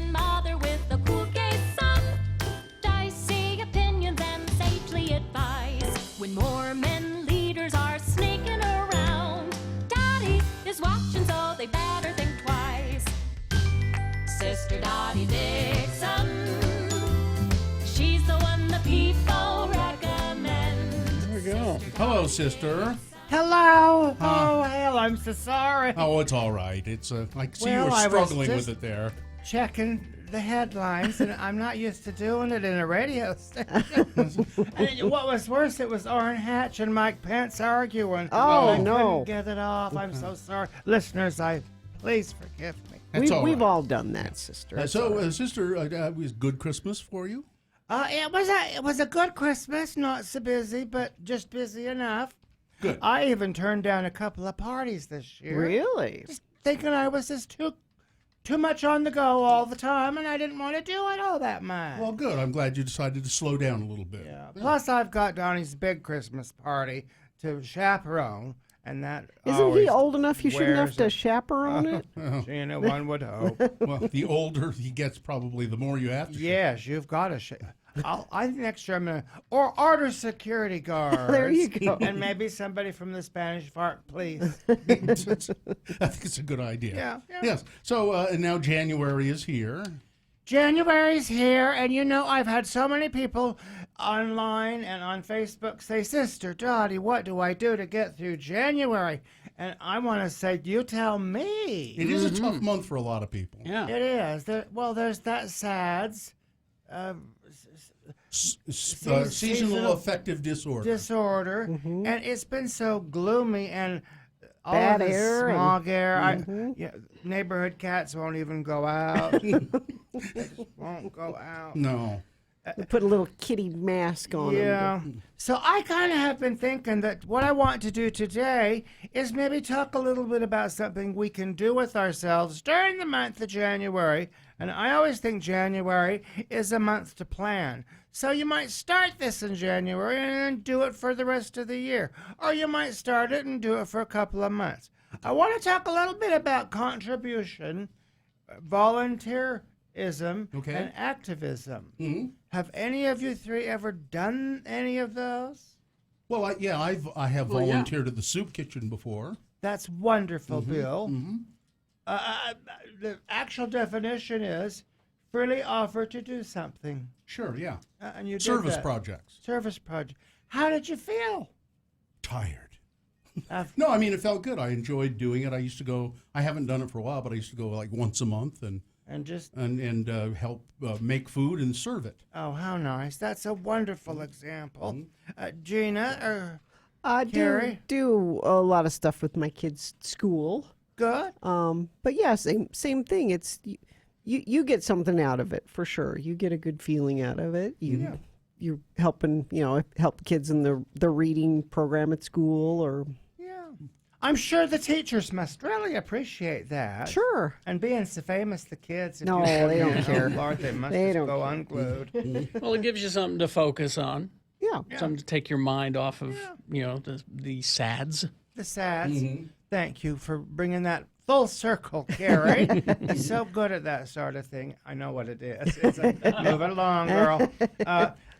I think that for me, January, I'm going to find some new organization to volunteer for. I volunteered for, the Mom and Dragons and the PFLAG and the DUP and all of that. It's time for some other people to maybe step up and fill in, but I'm going to try to find something for me. And I also wanted to point out today that it's really, really important to transition in your life. Do you feel there's a transition going on in For the all of country, us? the world? I hope so. Yeah. I think Me too. I sort of feel like we're caught right now. There was a transition, but we're caught right now. It's like we were flowing downstream, and then all of a sudden we're snagged on a log or jammed. something. Yeah. Yeah. Well, and there's all these new organizations, Me Too, the Resist movement. Yeah. You can get in there and you can make a big difference if you just want to give a little bit of your time. Okay. We're going to talk with Sister some more. I take a think break after here. a break Okay, here. we'll If break that's here. okay. Okay. Bye. Crash northbound I-215 at Foothill Drive in Salt Lake. The left lanes are closed there. Crash northbound Main Street 650 North in Davis County. Crash northbound and southbound Harrison Boulevard 35th South in Weber County. Crash northbound I-15 at 27th South in Salt Lake. Crash northbound I-15 in Linden at 274 South. So lots of incidents being reported. You can report one if you see it. 33986. Ben Folds with the Utah Symphony performing all of the greatest hits April 9th at Abravanel Hall. Tickets go on sale January 10th at utahsymphony.org. You know, I took my my car into the XL Automotive Repair on Saturday, and it just needed just the regular service. Oil change, make sure everything is running the right way, and just the regular maintenance, I guess you would say. And they are so fast at just that. I took it in, I think it was Saturday morning at 9:15. I think I was out of there by 9:35 or 40. See, I like to drop my car off there and go over to the Century 16 and watch a movie while they're working on my car. Well, so what do they do? Just put it in the parking lot? Because I was only there 30 minutes at the tops. Yeah. So they XL Automotive Repair, corner of 33rd South and 3rd East. When it's just simple maintenance like that, it's so fast and so thorough and so good. I can't speak highly enough. And Richard, the mechanic there, and Kip, and that other mechanic whose name I really do know it. It's John.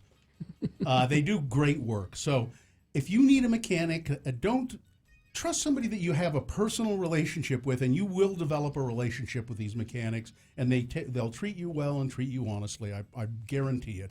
They're on the corner of 33rd South and 3rd East. XL Automotive Repair. X96 is a proud partner of Sundance Institute. Don't miss the 2019 Sundance Film Festival.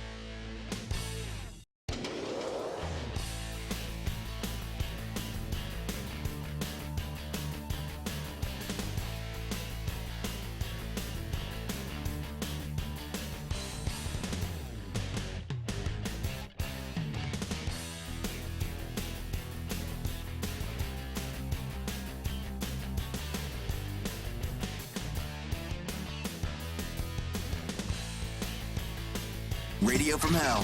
Sister Dottie Dixon. She's the one the people recommend. Mormon mother with a cool gay son. Dicey opinions and sagely advice. Oh, I'm playing the long one. I meant to play the shorter one. I'm sorry, Well, it's Dottie. okay. Yeah. You're doing what I was doing. Well, we're back. We're back. And we're going to talk more about the SADS, the seasonal affective disorder Well, yes, and syndrome, ways to get out of in it. January, and what you need to do to cheer yourself up. Sister, you always seem so cheery. I'm surprised you have trouble with this Well, too. it's just the air, Gina, like you was saying, and then when it goes all gray and you can't see the mountains, Yep. it just makes me really depressed. You can't see the what? The mountains. The mountains. Oh, the mountains. Yes. The mountains. Especially up in Leon.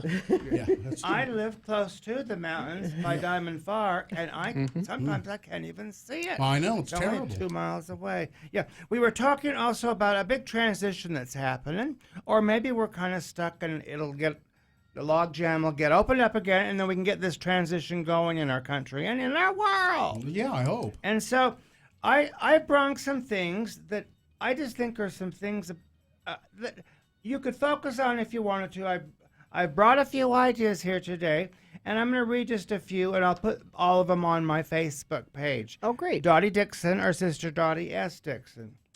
The first one here is volunteer at least once a month. Make that a goal and go find a place. Maybe it's the same place like you, Bill, the soup kitchen, but you go and you do that once a month.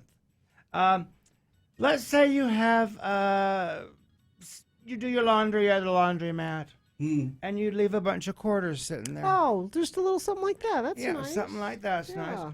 nice.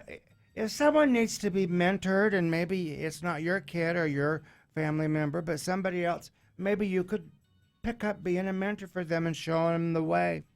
I need to be mentored. You Somebody do out it. there offered to mentor me. I'll mentor you. Okay. I'll cook you lunch and then slap you silly. Okay.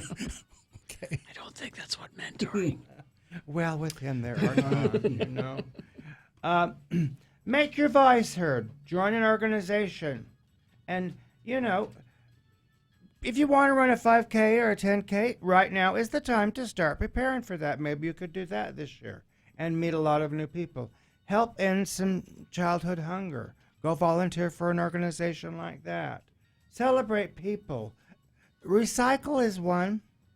Just Just be start better about it. recycling. You know. Yeah. Just make it a rule. I will recycle and wash out everything I dirty and put it in that recycle bin. Gina, if I get you a reusable coffee cup, will you use it every morning at your I have at it. your I'll barista? start using it. She could Will start you? using it. Yeah, All right. yeah. So then the one last one here. Remember to vote. Always be involved in your political affairs and go and vote. Now more than ever. Now, if you go to an organization, I think it's really important, if you're a first-timer, to bring some treats.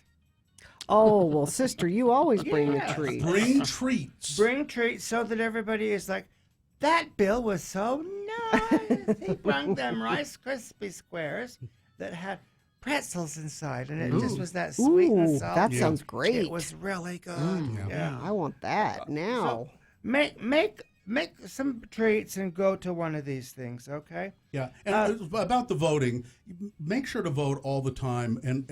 But that is if you vote the right way. If you're not going to vote the right way, don't bother.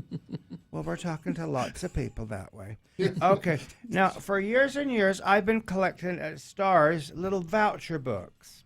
And one is for friends, and one is for voucher for coworkers, one is for your lover or for your significant other. I'm just going to read a couple. Okay. I'd say make a voucher book for someone you care about. Okay. A family member, a coworker, your spouse.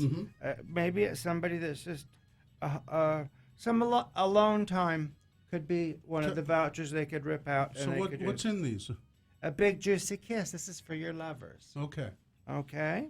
Oh yeah, that's not for good- your coworkers. good for Don't one don't big- mix up the No, juicy don't kiss. do the juicy kiss with your coworker. Yeah, I handed that. I accidentally handed one of those to the human resources guy, and he didn't. He didn't wrote like you that. up. Yeah. No juicy kiss. A candlelight bath. Example. I see. Okay. Here's some for your friends. Party assistants. party If they're throwing a assistant. dinner party, Oh, so if you- you'll oh. get over there and you'll be the You'll come around. You'll right-hand help person. clean up. I'll watch the door. Look for. I'll keep ask the them what- riffraff out. yeah. I'll check IDs. Yes, look at all this. Guilty pleasure for a friend. What's your guilty pleasure? Let's go do it. And like Gina goes and gets her truck washed and goes to the movie. Yeah. So, you know, that you could go with her and go to the movie with Yes. her. A ride to the airport, you get what I'm talking Yeah. about. Where do you Make- get these? I bought these all over. But you can make them. You can make them, and I think they're better if they're homemade. I made one for Dawn one year for Christmas, and hell had used every coupon up by the end of January. He ran out And of lots favors. of them were Saxon coupons. Well- I was so tired. Okay, we don't, Dottie. We don't like to think of you that way. I'm glad Dottie is a whole woman that enjoys all parts of Yes. life. Well, I just don't. Dawn and I have Oh. gotten into some things. Okay. All right. All right, The sister. only thing I will not let him do is when he Oh, spanks me is okay, go okay. down on my very close veins. I will not put up with that. Okay. Okay. Okay. So. Oh, you mean varicose? yeah. Oh, I see. Yes. Okay. Now here's a I'm- recipe. She's having her very close veins separated. It's a procedure. Well, Darcy had her stripped. Oh, and that helped? Oh yeah, they're Yeah. gone. I don't. I'd say to Darcy, I have to wear pants all summer if I'm by you. She's got them big, long, gangly legs, but they don't have a very close vein on any of them. Okay. One last thing for Yes. this treat recipe.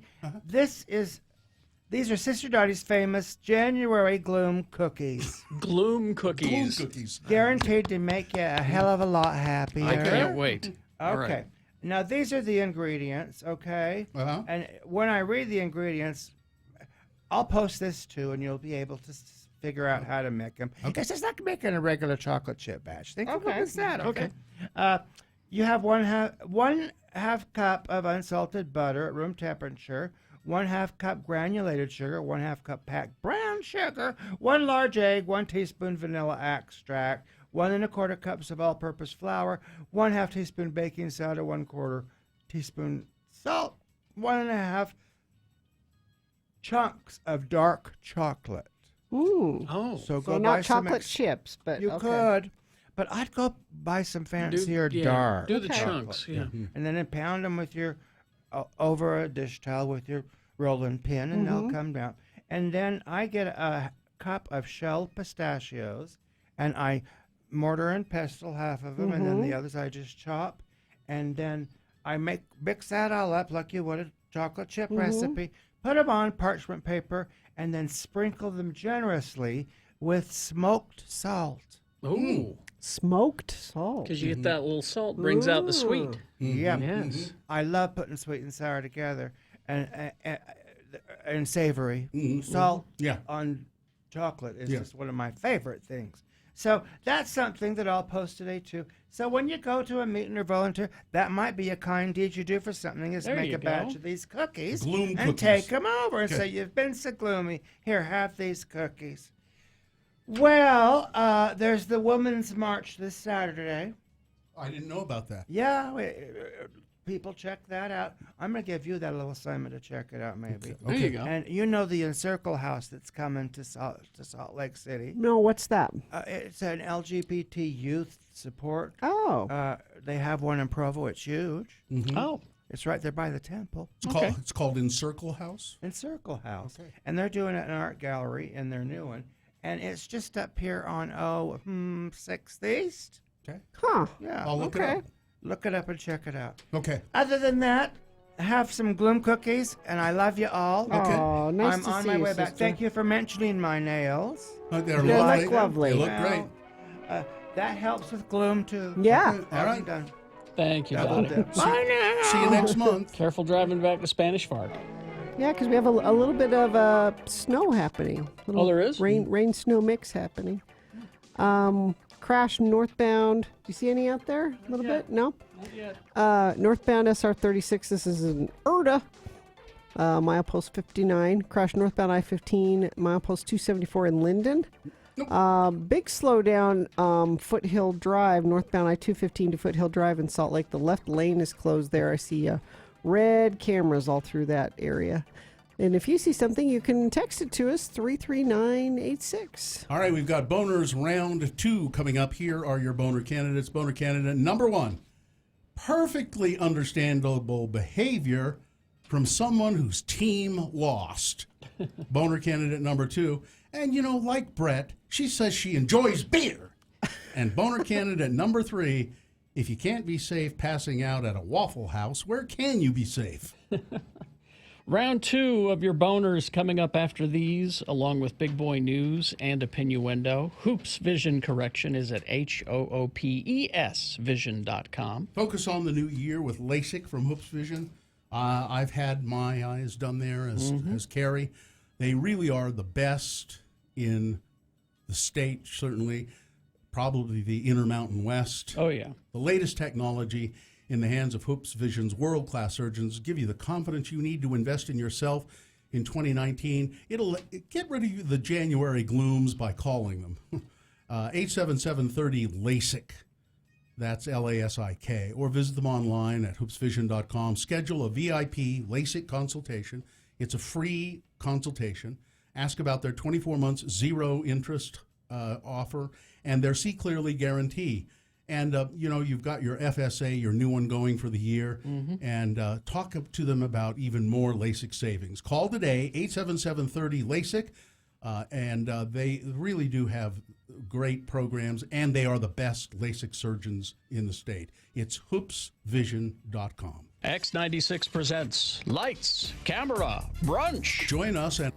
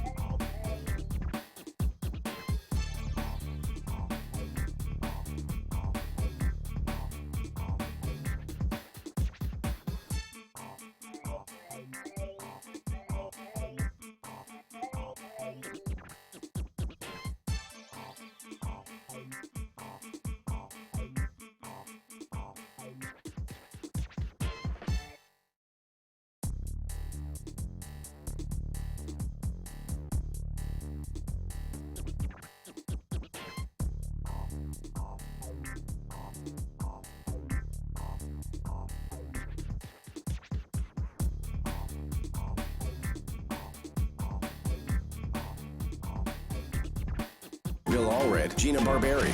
Radio from Hell on X96. My wife says there's little bits of snow falling around. Is it starting to? Around the Teensy? university. Teensy bits? Little flakes of snow Okay, there we falling go. around There it is. at the university. There it is. It's downtown now.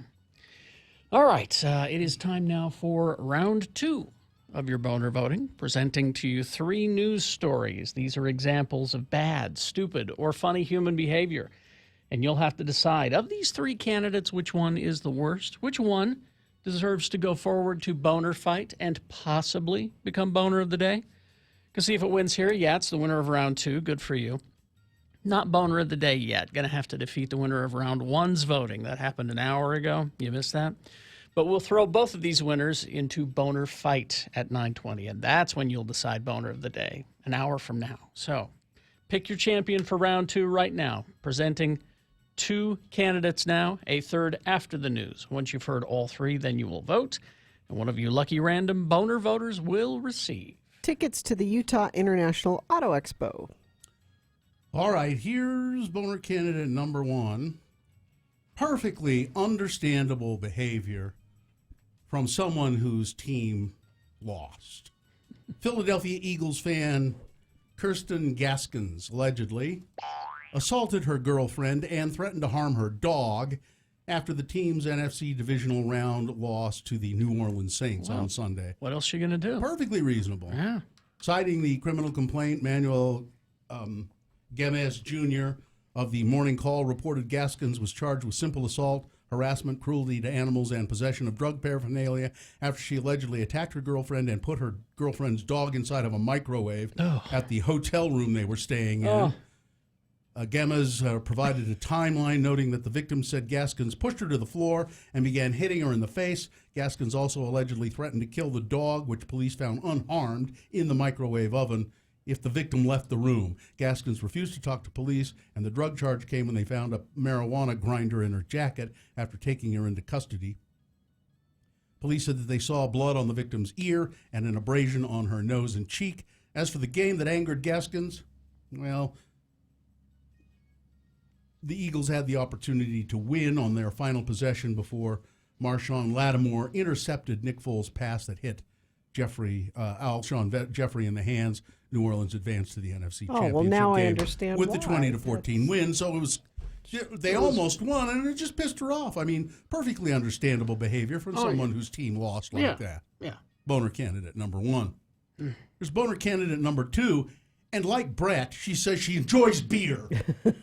I like beer. I like beer. I drink beer. Naomi Rao, who serves as Donald Trump's administrator in the Office of Information and Regulatory Affairs, has been nominated by Trump in November to replace Brett Kavanaugh's seat on the federal bench. Ms. Rao checks off almost every box that you could imagine for a Trump nominee. She's a member of the Federalist Society. Oh, boy. She's George Mason University's Scalia Law professor, defender of an abhorrent practice called dwarf tossing.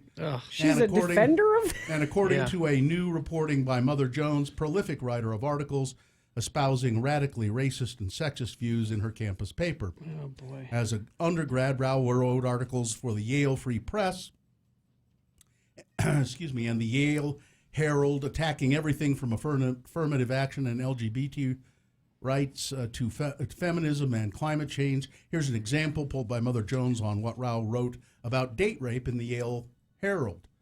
I have been to a lot of fraternity parties on this campus. It has always seemed self-evident to me that even if I drank a lot, I would still be responsible for my actions. A man who rapes a drunk girl should be prosecuted. At the same time, a good way to avoid a potential date rape is to stay reasonably sober. And if she drinks to the point where she can no longer choose, well, getting to that point was part of her choice. Victim she concluded, shaming. implying that a drunk woman has no control of her actions, but a drunk man does, strips women of all moral responsibility. That's right.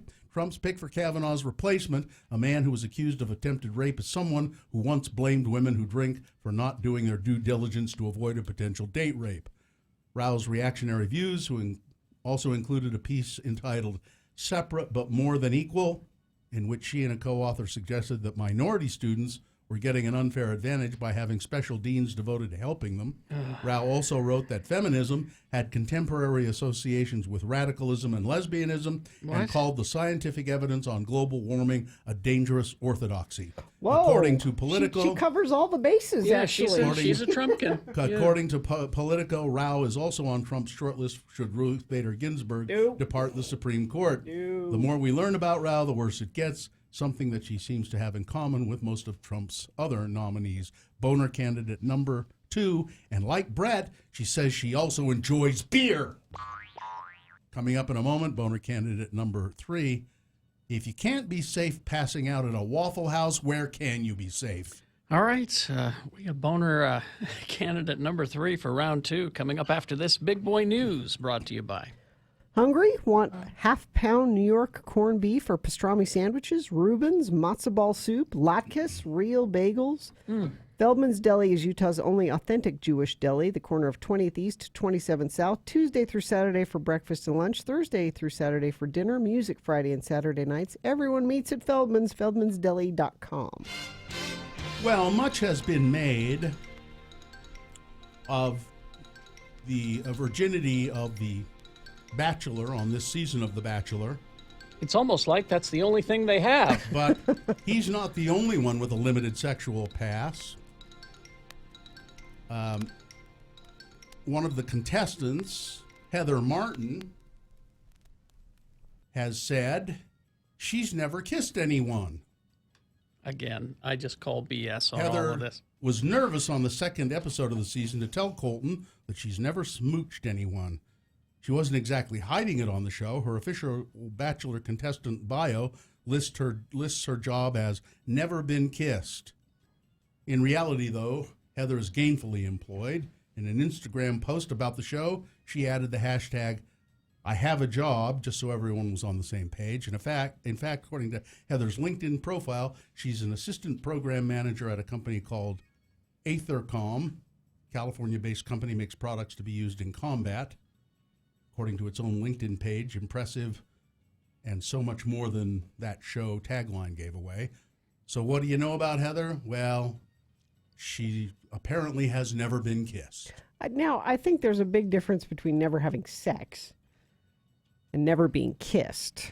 I mean, Well, she's saying specifically she's never been kissed, and the Bachelor himself is saying specifically he's never had sex. No, and but- I think they're both liars, but I mean, I think it's more likely that you could go a while without having sex, but never being kissed, I find that hard to Well, believe. it seemed to me if you've never been kissed, you've probably never had sex either.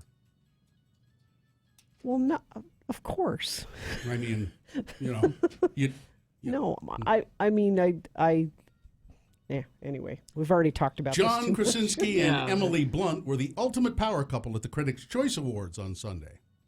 After making us swoon with their appearance on the red carpet, I know I did. The two showed off their sweet connection even further when their film A Quiet Place took home Best Sci-Fi Horror Movie. Krasinski, who directed and wrote the screenplay for the film, couldn't help but gush about his talented wife during his acceptance speech. I got to make a movie about a love story and a love letter to my kids, and I got to do it with the love of my life by my side. I like So, them a lot. I'm pretty sure it doesn't get much better than that. I'm betting that this marriage lasts for at least You shut up, shut up. another 10 Don't years. you dare. At least another 10 years. They're never getting divorced. Just like Chris Pratt and Anna Faris. well, let me just put this out there into the universe. Now that Marvel Studios owns the Fantastic Four, may I present to you whom I think should be Mr. Fantastic and the Invisible Girl. There you go. Right there. I could see that. The shooting at Fashion Place Mall, police have arrested 2 teenagers believed to be involved in a gang-related shooting at Fashion Place. They're continuing to search for others. Jesus Joshua Payan Mendoza and Jorge Luis Crescencio Gonzalez, both 19, arrested early Monday in connection with the shootings of a man and a woman outside the mall doors, according to Officer Kenny Bass.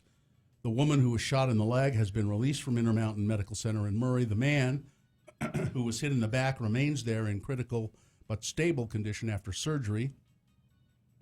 Both are members of a rival gang.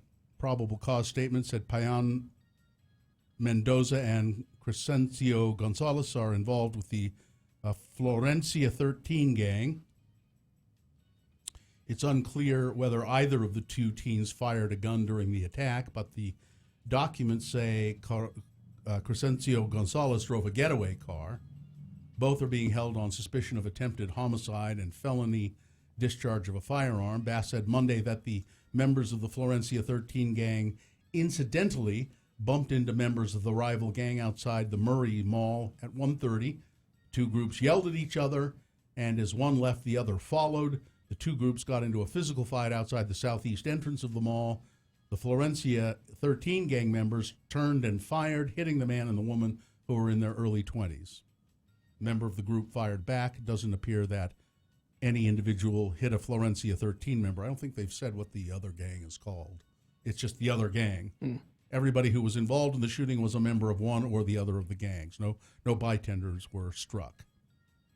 An alarm was going off in the mall just prior to the shooting. That had nothing to do with the incident. I guess they've been having lots of false alarms at Fashion Place Mall, which is disturbing. Neither Payan Mendoza or Crescencio Gonzalez has a serious criminal background. Traffic tickets, and that's about it. They're from Summit County or Wasatch County. Summit County Sheriff's Office said that the county has a gang presence, but not considered a large problem. Let's see. Utah is being asked to ban the practice of conversion therapy for LGBTQ children. Well, how else are we going to turn them then? You don't have to. If we don't have conversion therapy, how are we going to turn them straight? They don't need to be. They are who they are. Leave them alone.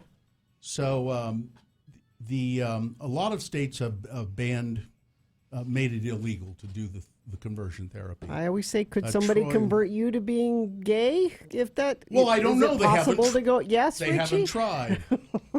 They haven't tried. Well, actually, somebody had tried and it didn't work. No. Troy Williams, Equality Utah's executive director, said that they're pointing to new research by the Family Acceptance Project on suicide attempts involving LGBTQ children who underwent conversion therapy. Research shows that LGBTQ children are already 4 times more likely than their straight counterparts to attempt suicide, Troy Williams said. Conversion therapy, derisively nicknamed Pray the Gay Away, has had a long history in Utah, and those who've experienced it describe everything from electroshock therapy to efforts to try to make men appear more masculine and women more feminine.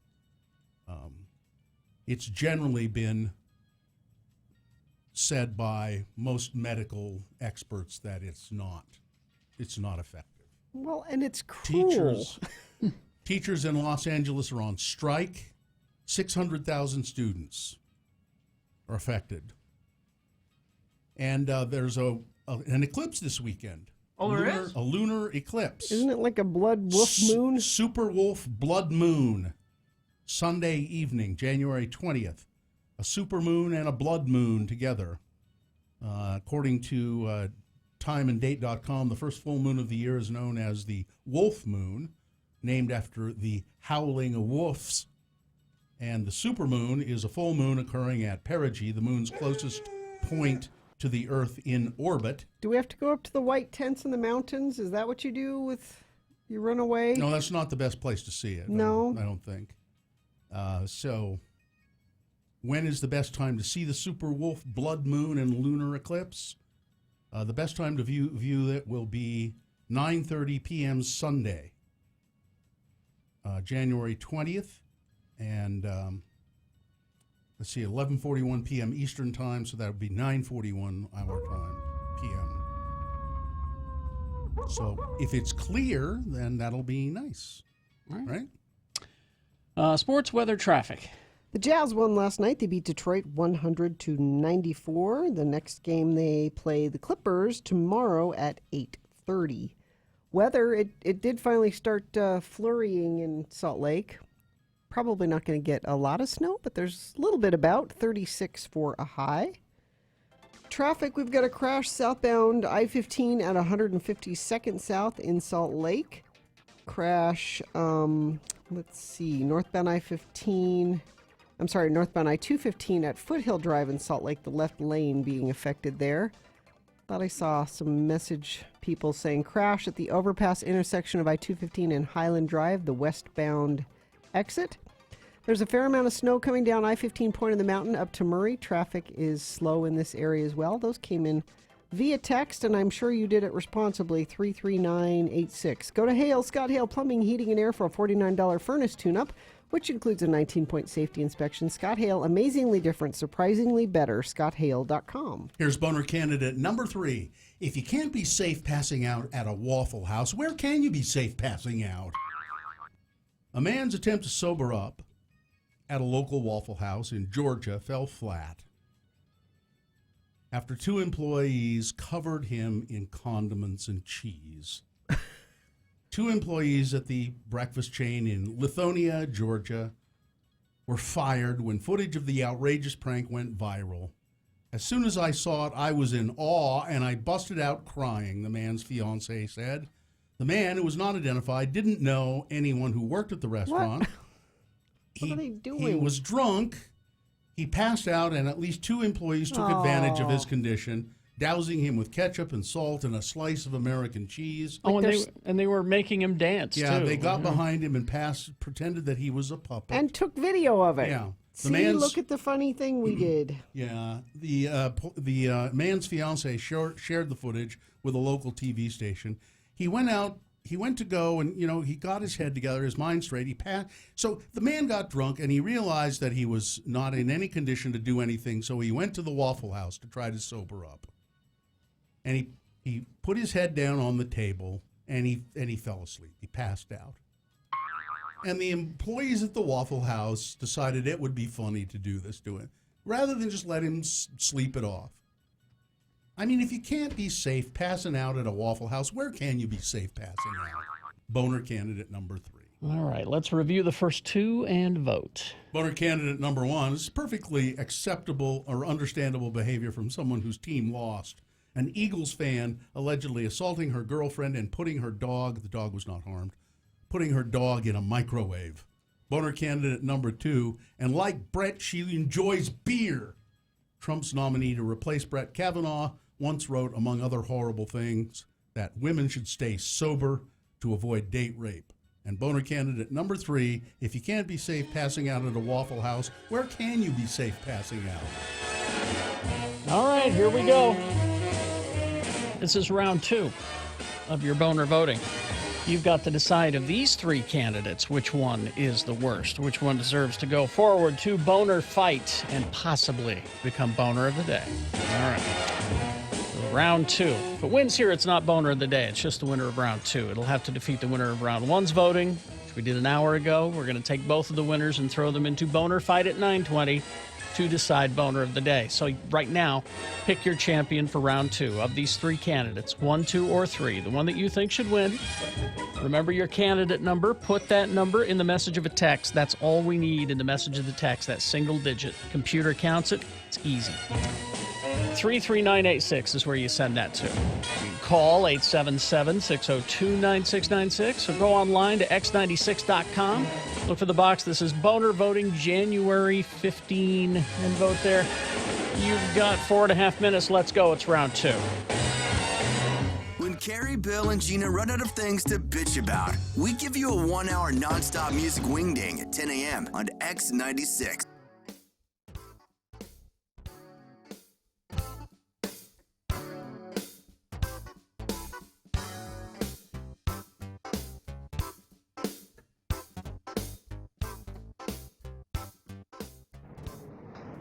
Yes. May I help you? Carrie Jackson and Bill Allred here to see Mr. Acme? Carrie Jackson and Bill Allred? And this is regarding? Well, we work for Mr. Acme, and he wanted to see us today. I see. And you work for him in which one of his businesses? Radio. You know, we do a morning radio show at his radio station. Oh, yes. Mr. Acme is involved with some little broadcast facility somewhere, isn't he? Let me call him. He's having his daily rub down right now. Mr. Acme? What the hell do you want? You know I don't like to be disturbed when Gregor is giving me my rub down. Ouch! Damn it! I told you that my coccyx is sore, Gregor! I'm calling the doctor. Don't rub me so hard there! Jesus. Now what the hell do you want? I'm sorry, Mr. Acme, but there are 2 radio people out here to see you. What were your names again? Carrie and Bill. Bill? Is that Allred and Jackson out there? God, I forgot. It's salary time again. Okay, tell them to have a seat. We're just about finished here. Damn it, Gregor! Don't push so hard on that! Oh, I'm sore everywhere that my belt rubs. Have a seat, gentlemen. Mr. Acme will be right with you. Oh, great. Acme's got some sore muscles, and we're here to talk about raises. What great timing. Oh, he's always in a bad mood or sore or something anyway. I don't see where one day is any better than another when it comes to talking about money. For hell's sakes, Gary. I mean, last year during our job evaluation meeting, he jumped across the restaurant table and jabbed the dinner fork into my upper thigh. I bled like a pig. I remember. He must have stuck that thing in about 3 inches. Yeah, thanks for closing me up. I don't know if I've ever told you enough how grateful I was. Oh, don't worry about it. It was nothing. I was just glad I had that little staple gun in my backpack. I'm nervous. I mean, I'm just not very good at this asking for a raise thing. Remember, we got to be tough. We got to stand our ground. I mean, sure, we're asking for a lot, but we work hard at the radio station. I don't think that 15 every 2 weeks is too much to ask. But Carrie, 15 every 2 weeks adds up to $30 a month. I'm telling you, it's too much. He'll never go for it. I think you're right. We got to get out of here. Oh, okay. Here's what we do. What? I'll pretend that I'm sick, and then you pretend to rush me to the hospital, okay? Okay. Ma'am? Will you tell Mr. Acme we'll be back some other time? I've got to rush my partner to the hospital. I think it's his ovaries or something. His uvula or something. You're going to be okay, partner.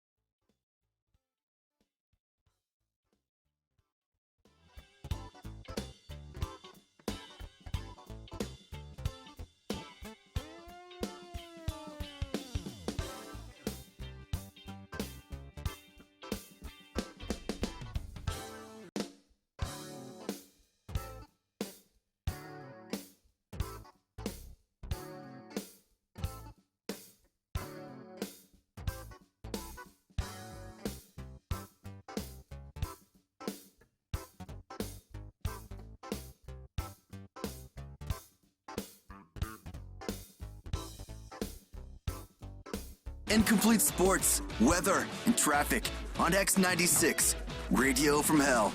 All right, let's award a round 2 of your boners. And that would be brought to you in part by the stuff that goes along with chicken wings. What's that? Like carrot sticks and celery sticks and blue cheese dressing. And it's Utah International Auto Expo at Mountain America Exposition Center, the 18th through the 21st. See the hottest new cars, trucks, and SUVs. Test drive vehicles right at the expo. Go to autoexpoutah.com. So, boner candidate number 1, perfectly understandable behavior from someone whose team lost. Eagles fan assaulting her girlfriend and putting her dog in the microwave when the Eagles lost the game to the Saints. Yeah. Because the team lost. And then boner candidate number 2, and like Brett, she enjoys beer. Like beer. I like beer. Like working out with Squee. It's Donald Trump's nominee to replace Brett Kavanaugh on the bench, federal bench. She once wrote that women should stay sober to avoid date rape, other reprehensible things. Climate change denier. Yeah. Apparently she's supported dwarf tossing and some. And then boner candidate number 3, if you can't be safe passing out at the Waffle House, I mean, shouldn't that be a safe zone of some sort? You'd think. But no, the Waffle House employees put condiments on and a slice of cheese on this poor guy and then manipulated him like a puppet. David Sessions won some Auto Expo tickets from us for being a random voter, and the winner of the round 2 was boner candidate number 2. And like Brett, she likes beer. All right, there you go. That's the winner of round 2. It is not boner of the day yet. It has to defeat the winner of round 1's voting. We're going to throw both of those winners into boner fight at 9:20. So in about a half hour from now, you will decide who is boner of the day. You know, my house has we have off-street parking, but it's not an attached garage. It's a garage is detached from the house. We have we share a driveway with our neighbor, and she has a detached garage as well. And so the 2 garages face each other, her garage and my garage. And so when I back out of my garage, I back toward her garage, and then I have to turn and go out the driveway. Same with her. She backs out of her garage toward my garage, and then turns her car and goes out the driveway. And it's tight there. It's a tight little small space, but we're lucky to have off-street parking because it's a busy street and hard to find. And it was bound to happen. My neighbor's daughter yesterday backed into my garage door. You're not going fast when you're doing that. It's slow, but I don't know. I wasn't there. I don't know how she did it, but she hit the gas instead of the brake or something. I don't know. Wasn't paying attention, wasn't thinking, just kept going, backed into the garage door. And so when I got home, so it wouldn't open, but my neighbor's handyman, Ray, came out and helped my wife so the opener wouldn't work, but helped her lift it up and open it, and then they put a clamp in it so that it would just stay open. And it's just a one door. It's not separate, it's not like 2 separate doors. It's just one big door. 2 cars barely fit in there. So I'm thinking, so I'll call the repairman, and he'll come and he'll fix the door and get it back on the track or whatever it takes, and he'll fix the door. So the repairman comes. He looks at it for like 2 minutes and says, "Yeah, well," I mean, he doesn't bring it down or anything like that. Looks at it and says, "Yeah, well, there's a new door. You need a new door." A new door? What? You can't just fix the door? Nope. Really? There's not a hole in it or anything. There's not no, you need a new door. Do you need a second opinion? No, I don't think so. I think he knows what he's talking about. I mean, you seem suspicious. No, I mean, it's just, his assessment. No, I mean, it's no, I believe him. It's weird that you can't just fix a door once it's damaged in a certain way. You just have to replace it. Well, what's it made of? Oh, it's aluminum, and that's why. Yeah. You can't pound back aluminum to even look good. It's just the nature of the metal. He just says, no, it's a new. So it's $1,350. It's like, Your homeowner's insurance pay for that? I didn't do it. Her homeowner's insurance? Damn betcha. I didn't do it. Is she offered to pay for it?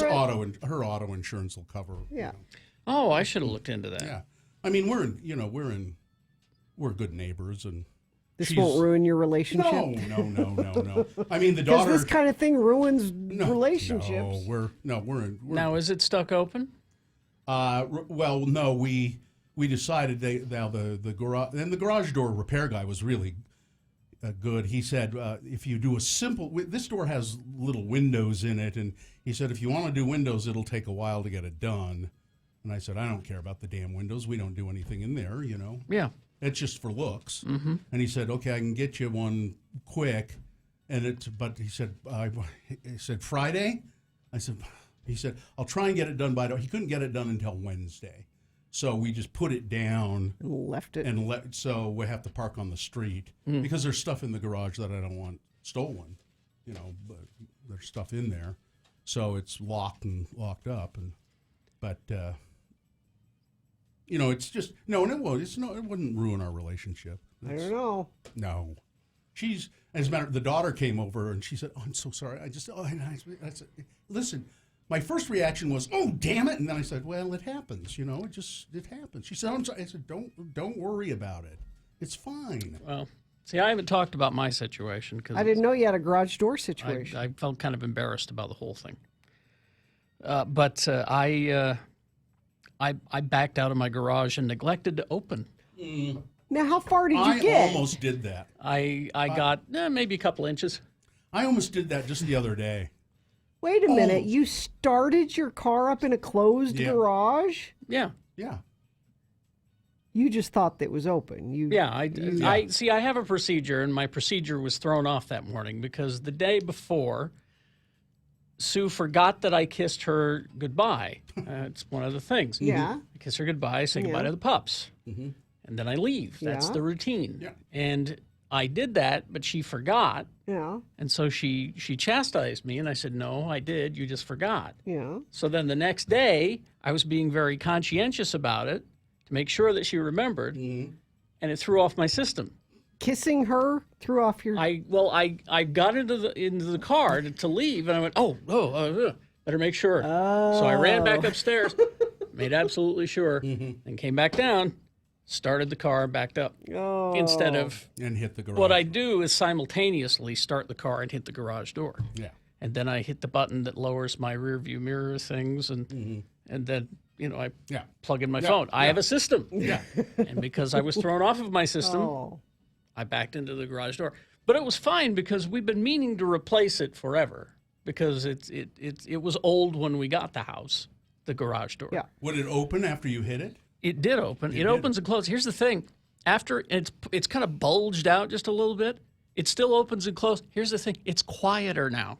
So maybe you fixed it. So maybe... Well, just leave it then.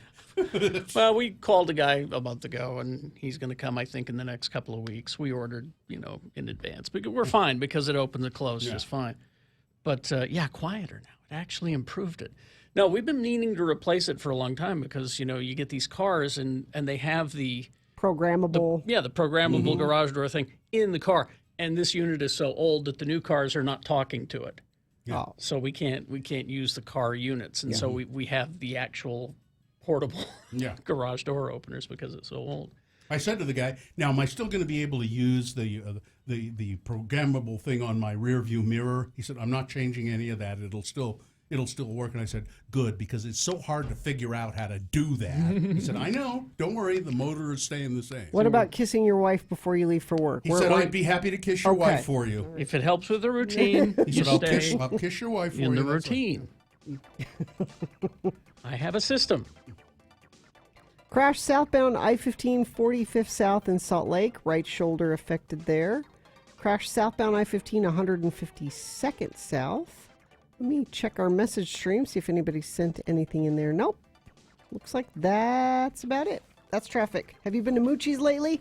They're cooking up something new for you besides their famous authentic Philly cheesesteak. Try their new Philly cheesesteak egg rolls, differently delicious. All right. Thank you very much. We'll take a break. We'll be back. It's Tuesday Tunes with Todd, I believe, coming up after these. So stand by for that. First, though, Gina, please tell us about your bra. I'd be happy to. I was telling you yesterday I need to order another bra from Third Love. Now, I have two of them because you have a black one and then you have kind of a nude colored one for depending on what you're wearing. And I thought, well, I'll just put those in the rotation with my other bras. And what's happened is the rotation has just been between those two. I don't wear any of the other ones because these are so comfortable. Why are they so comfortable? Well, went to thirdlove.com/Gina, Gina, and it immediately takes 15% off your first purchase. And then the next thing you need to do is take the Fit Finder quiz. It just takes a couple of minutes, but it's going to help you get the bra that fits you perfectly. They have cups from A through H, bands up to size 48, and they have half cup sizing, which is 50% of women fall between the standard cup sizes. So you're going to get the one that fits you just right. Tagless labels, no itching, straps that won't slip. It's all at thirdlove.com/Gina, Gina. Park City in January is all about A-list celebrities.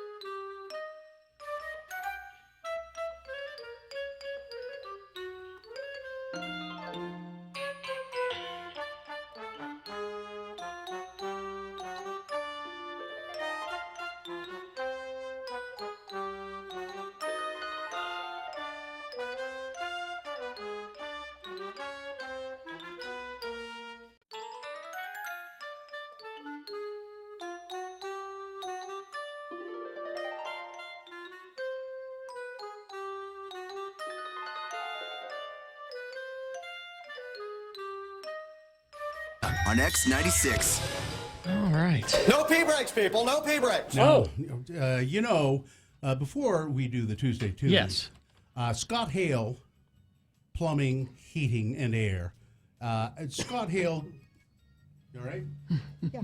Scott Hale can come to your house and do something very good for you, and that is either tune up your humidifier or put one in if you don't have one. I clearly need one right now. Well, yeah, it's important for not just your breathing, but for your skin. Yeah. And your scalp, and You said you noticed your dogs were dogs extra were itchy. They were, so I need to get Scott to come over and take a look at my humidifier.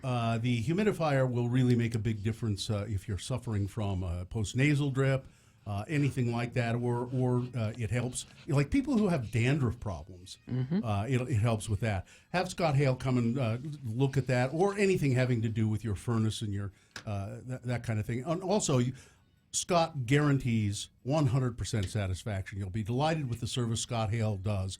Discuss your options or friendly service on choosing the right heating system or humidifier. Speak with Scott Hale Plumbing and Heating today. Give them a call, 801-264-HALE. That's 801-264-HALE, or go to the website, scotthale.com. All right.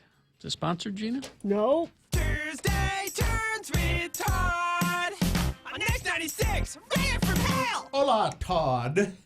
Todd is our program director, and he also does this. He does the Tuesday Tunes with Todd. Is this part of your resume now? I think so. Okay. Yeah, I'm listed as a guest host. Is this like an official recurring bit? On the Radio from Hell Sure. show? You're the boss. You can call it what you want. You are a featured player on the Radio from Hell show. So it's a tremendous honor. What have you brought us? I have the new one from Walk the Moon. Now this showed up what was it, Thursday or Friday? I think last week. I think I was reading about it. The Walk the Moon has the ability to just release the world's catchiest music every time they do it, and they've done it again. And I love it because they've got just a little bit of this kind of 80s sound part of what they do. And again, just if you like Walk the Moon, this is pure candy. Now I saw the name of the song, and I was wondering if it was a remake of the Rancid song, but no. Walk the Moon don't seem like remake kind of people, but no, certainly not Rancid songs. Yes. Like they'd remake the Human League, but now that I would love. Don't you want me, baby? Probably not Rancid. And they just announced that Walk the Moon is going to be opening for Muse on the date here on February 28th. Here in town? Yeah. Which that's a good night of music. Well, I was going to say Muse sure. was already a great. Muse is. You had me at Muse, but you add Walk the Moon, and it's like show up early. You definitely go for the opening act. Yeah, this will be a good concert. All right, so Tuesday Tunes with Todd. This is the new one from Walk the Moon. The song is called Time Bomb, X96.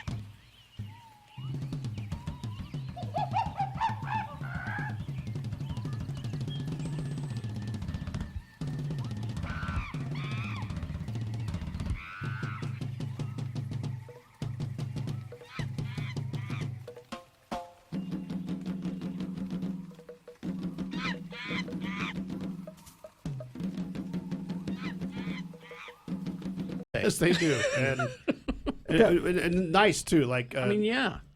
We had them come. It was last year on President's Day. Actually, they did an acoustic performance downstairs, and you can watch that video on x96.com. But a cool band and great music, and they'll be here with Muse on the 28th. That's Walk the Moon. Yeah, that's just one of those. 28th of February, sorry. Are they at Vivint? Is that where they're? Yeah, it's just over at Vivint. I mean, I want to say that's a summertime hit, but I'll take it any time of Yeah, year. you'll still be hearing that a lot in the summertime. You know how we are. Exactly. Yes, that's how we are. We'll play the hell out of it. We will, and it's not us. It's because people Well, are going it's- to tell us to do that. They will. That's very nice. That's going to be a big hit. All right, that's Walk the Moon, Time Bomb, their new one. Anything else going on, Todd? That's enough for me. Enough for you? All right, we release you. We get to work now. Tuesday turns with Todd on X96, ready for mail. Fun's over for you, buddy. All right, we will take a break. We will be back with Boner Fight. We'll find out who Boner of the Day is and a reasonable amount of news as well. Gina, tell us about your Volkswagen. Well, Volkswagen Southtown is where I went with my son Festus, and they have been nice enough to loan us a Jetta to drive around and talk about, and it has been fun to drive. They've got the infotainment screen in it that hooks right up to your phone, so it'll display on the screen exactly what the screen of your phone looks like. Really? Yeah. So you got all your music there, all your text messages, your maps, everything on there. And it looks like your phone, so you instinctively know where all the apps are and stuff. It's really nice how that works out. They've got the stuff going on at Volkswagen Southtown, like the Jetta Jetaway. If you buy or lease a brand new Jetta, you can jet away. Your family of 4 will go on vacation. So you get a new car and a vacation. You should talk to them at Volkswagen Southtown about that. You can go to vwsouthtown.com or just stop by. Everybody's super nice there, and it's easy to get to. It's just off 106 South on I-15, just west side of the freeway, Volkswagen Southtown. X96 presents Lights, Camera, Brunch.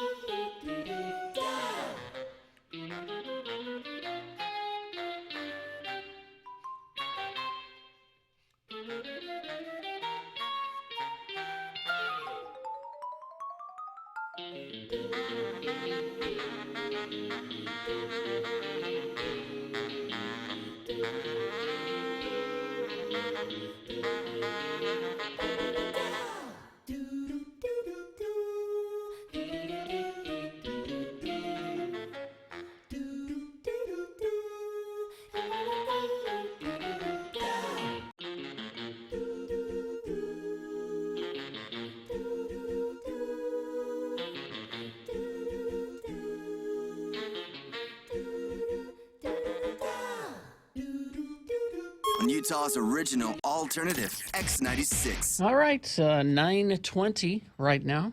We've got Boner Fight coming up to determine Boner of the Day in about 6 minutes. So before that, a reasonable amount of news brought to you by Lisa 2018 Honda Civic LX CVT from Stockton 12 Honda for just $5 a day. Honda Civics for just $5 a day, only at Stockton 12 Honda in the Southtown Auto Mall. Well, I'm watching this closely. What's that? The battle for CBS Evening News anchor seat. There's a battle? Filled by Jeff Glor at this point. That's how it should be determined, I think. Page 6, yeah, they should wear a loincloth and fight in an arena It or should a be pit. a battle, yeah. Page 6 is told that while incoming CBS News President Susan Zirinsky has been talking to Glor nonstop since it was announced that she's taking over for David Rhodes, she's implied her support for Glor, but I'm not going to mislead you, says an inside source, and say that she's called Jeff and told him your job is safe. Meanwhile, I still can't place him, even though I'm looking at a picture of him. Yeah. I can't remember ever seeing him on TV. CBS Evening News, CBS This Morning news anchor Nora O'Donnell campaigning for the coveted job, previously held by the likes of Katie Couric, Dan Rather, Walter Cronkite. He is not in the mold of any of those fine people. He looks like if you're casting a movie and you need a news anchor. No, not even that. I would say he's too plain looking for that. He's Yeah, just, maybe. Yeah. He's nondescript And is he- what I... And he's got a mush mouth, too.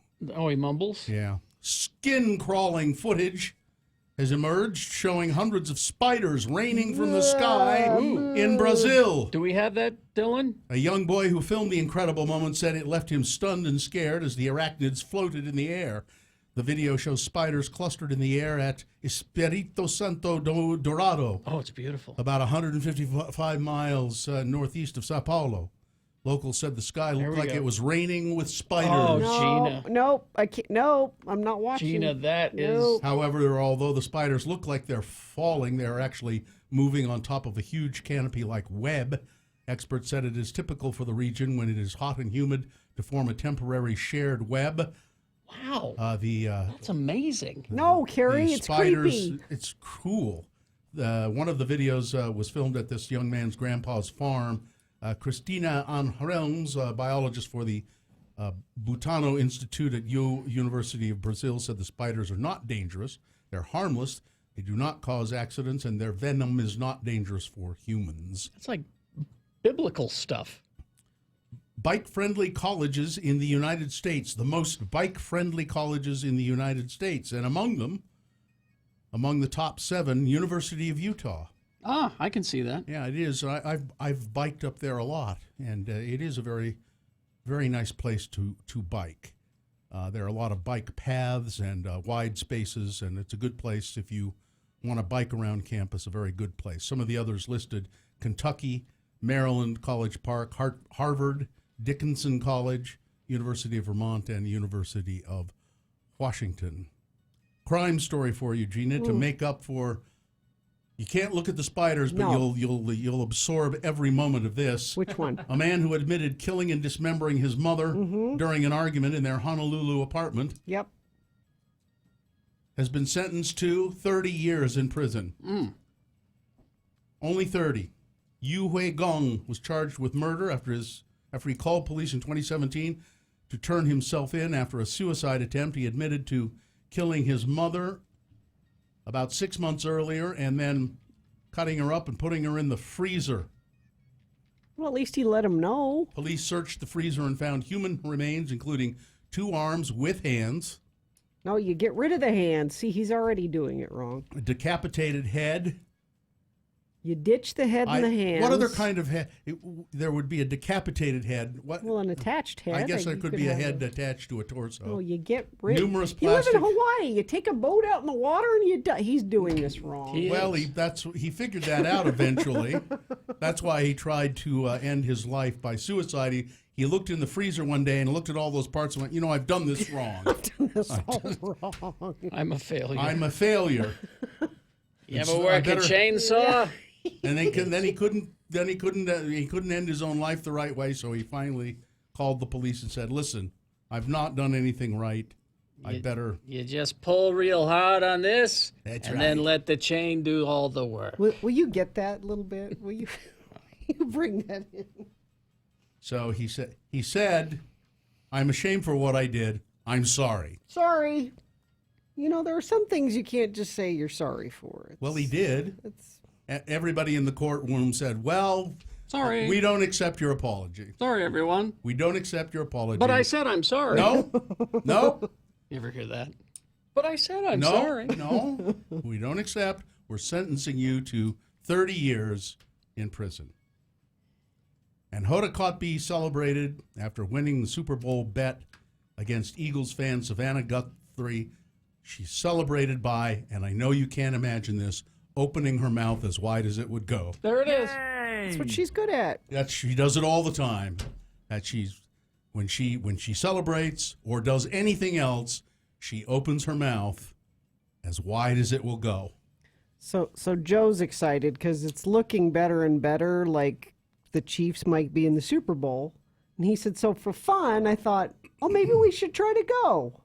To the Super Bowl. To the Super Bowl. For fun. Like you do. So he looked into it. He's like, yeah, we're not doing that. Like No. just a regular, like basic hotel room is like $1,400 a night. Where is it being in played? Atlanta? In Atlanta. Okay. Who can afford that? People with more money than you. There's a whole stadium full of people that can. Yes. Yes, there are. And probably people who bought tickets a long time ago. But just a hotel room. I mean, not just the Well, tickets to the game. That's just a place to stay. They probably bought tickets or hotel rooms. They were maybe cheaper a while ago. Yeah. So it's Kansas City is playing who next week? The Patriots? Patriots, yeah. Yeah, I think the Patriots are going to win, so don't worry. So don't worry. Yeah, you won't be missing anything. It's Boner Fight. With Radio from Hell on X96. If Kansas City wins, will you open your mouth as wide as Hoda? You could. I don't think I can. No, you couldn't. All right, here we go. Boner round one from the 7 o'clock hour. I think we have to give him some credit for acting skills. This is the guy who pretended to be his own mother and hired caretakers to come into the home. Now, I guess they never saw the mother. Must have done this on the phone, hired them to come in and take care of the son, him, who she said had Down syndrome and couldn't bathe himself or go to the bathroom himself and needed diaper changes. And then they would come and he would pretend to have Down syndrome. And they believed it, apparently, and they would change his diapers and bathe him.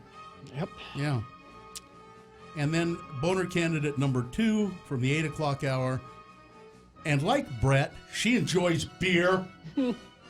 Trump's nominee to replace Kavanaugh on the federal bench is a woman who wrote that women should stay sober to avoid date rape. She also has written about, she supports racist ideas, and she's like Brett Kavanaugh in many ways. Mm-hmm. That's Boner candidate number 2. All right, so you've got to decide of these two candidates, which one is the worst? Which one deserves to go forward to be Boner of the Day for January 15th? This is it. We're deciding Boner of the Day right now. 1 or 2. You decide which one is the worst. Remember that candidate number, the one you think should win. Put that number in the message of a text. That's all we need is that single digit in the text so the computer can count it. Text it to 33986. Or you can call 877-602-9696. Look for the box. If you go online, x96.com, the box will say Boner Fight January 15. You can vote there online. If you don't see that box, refresh. It should appear. You've got 300 seconds to do it. It's Boner of the Day. Let's go. Start your workday at 10 a.m. with a 1-hour non-stop music wingding on X96.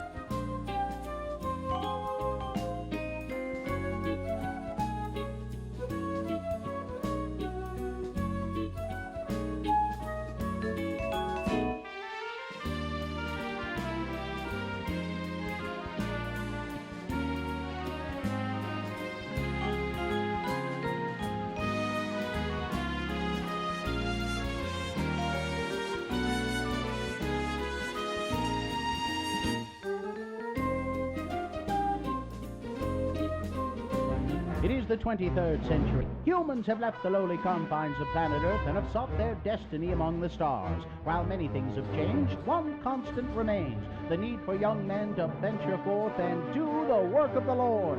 This is the tale of two such men who at the age of 19 have answered the call of their general authorities and are embarking on a 2-year mission to spread the gospel throughout the galaxy. This is the story of Space Elders! Today, we join our elders as they are drawn to a mysterious, uncharted planet. Are you sure the weird booming voice in your head said that this was the planet? Yeah, this is the place. I'm getting no signs of life on this planet anywhere. Just some weird power source in a cavern well beneath the surface. Well, we better check it out. Wow, cool cavern. Hey, Lehigh, look. Lava lamps. Keen, huh? Hey, Butch, you shouldn't mess around with stuff that's not ours. Put me down. Who said that? It came from the lava lamp. That is not a lava lamp. It is my receptacle. I am Calgon. Welcome to our world. Sorry. Well, who's in the other receptacle? That is my son, Polygon. We have resided here for 50,000 years, waiting for someone to come. Hi, I'm Elder Christiansen, and this is Elder Jensen. Hi. We represent the Church of Jesus Christ of Latter-day Saints. You know, the Mormons. And we heard you call, and we're here to offer any assistance we can. How did you guys end up in these receptacle thingies anyway? We were a proud people, so technically advanced that we would be considered gods by your standards. We could have made an operational hyperbike the size of a walnut. Oh, that'd be cool. Wouldn't be very useful, though. Centuries ago, our world was ravaged by war. We saw our own destruction and designed this cave to ensure the survival of our species.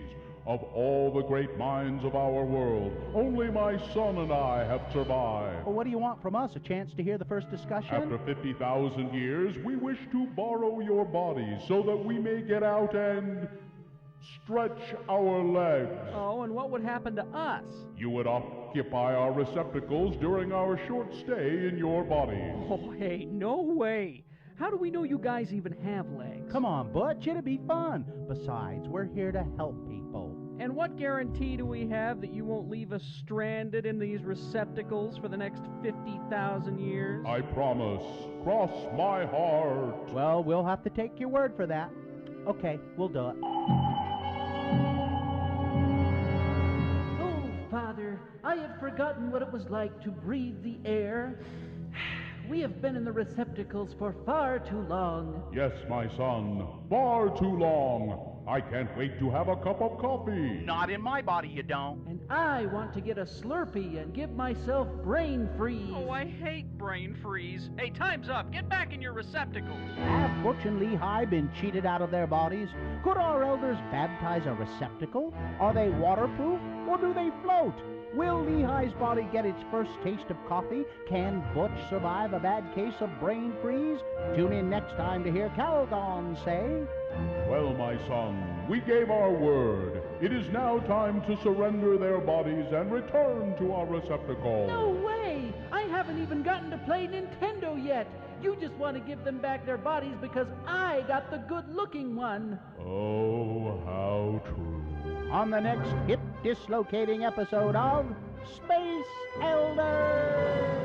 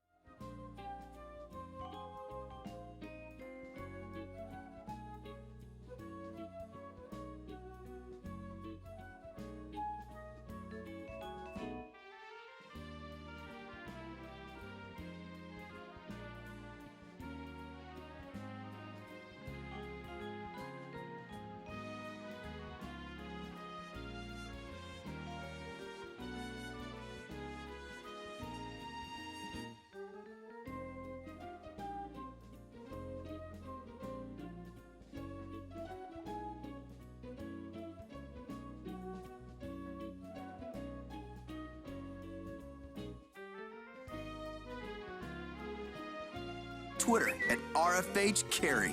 Radio from Hell on X96. Before we award Boner of the Day, yeah, I'm going to tell you about our little get-together over at Squatters. Oh, lights, camera, brunch.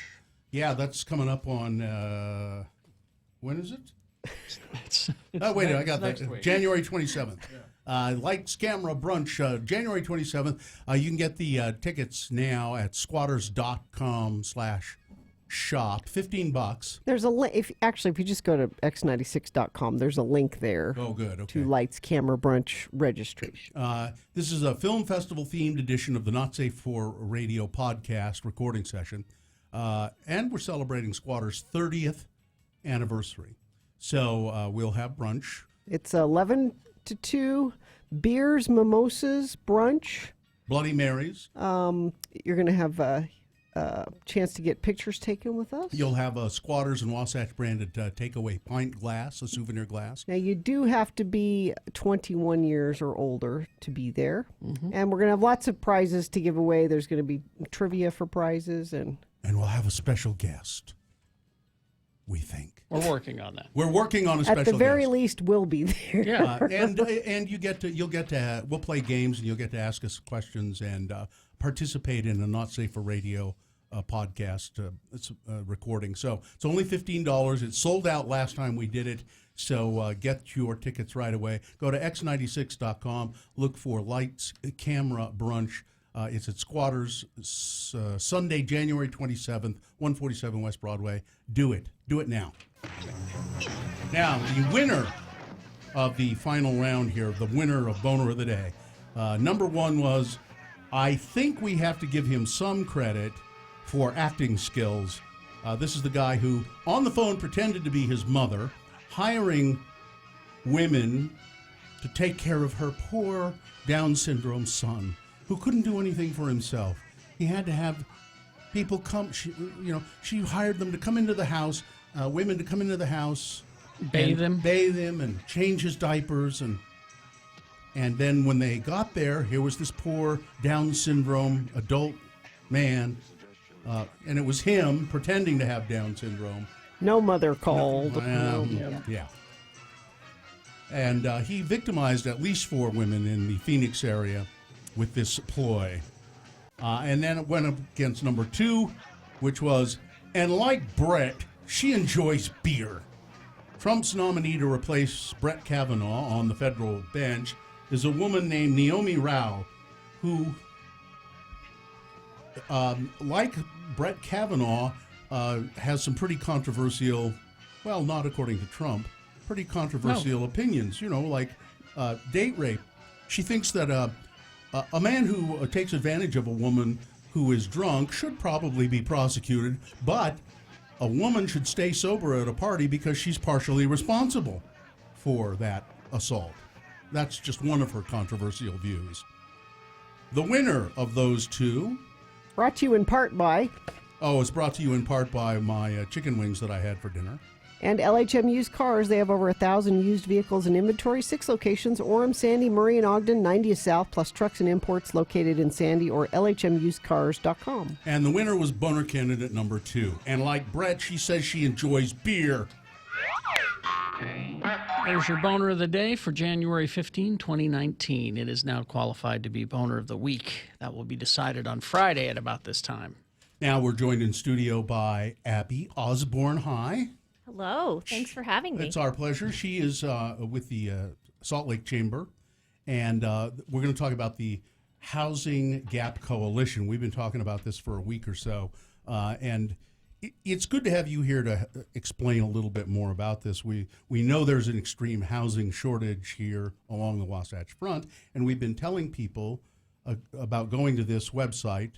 But you tell us more about it because you're intimately involved with it. I am. Thanks for having me. I appreciate it. This is a fun group to be in front of, and your audience. Hopefully, this message resonates with them. But we have a housing shortage. Yeah, we have about a 54,000 units gap, all the way from big homes to apartments, everything in between. That was going to be part of my question. Is this just low-income housing? No, or it's this is everyone. everything. This is everything, all socioeconomic areas. Everybody is affected by this. Doesn't matter what demographic you're in. I would say the biggest shortage is in our first-time home buyers, that 200 to 300,000. That is our biggest shortage. And it's affecting people. We have a supply and demand issue. And when you don't have enough supply, your demand is high and prices are skyrocketing. So when you go to that website, what sort of resources are available for people?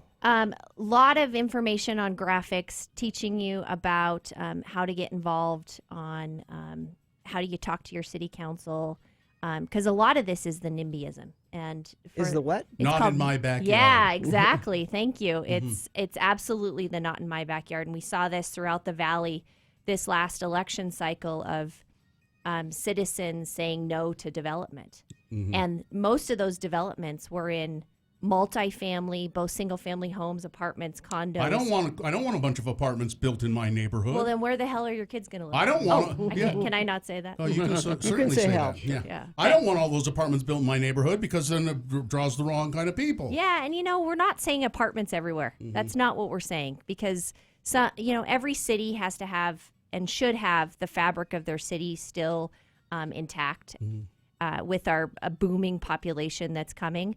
But we have to fit these people somewhere. Some zoning needs to change. Absolutely. Some zoning does absolutely need to change. We need to think smarter about our finite amount of land left. And we got to think about, when we're rejecting some of these developments, we're pushing our kids and our grandkids to not be able to afford to live. There's that whole thing out there in Cottonwood where the mall used to be. Yeah. And they talk about building that high density housing out there, and the residents are against it. A lot of residents are against it, and the Supreme Court can't seem to decide it. But there needs to be some high density housing there. That was a really interesting proposal. So 22 months with the City Council of Holiday, over 100 different renditions of the plan. It was both apartments, condos, high-end condos, and high-end homes, like mixed use, multi-million-dollar homes, lots of parks, walking trails. There was commercial spaces that were going to be within the development as well. It was for a blight of the city. 10 years that mall has been just. It's just a. I'm against it. It's a vacant weeds. lot right now. It's weeds. Yeah. I'm against it. Yeah, and we're saying no to our kids and our grandkids.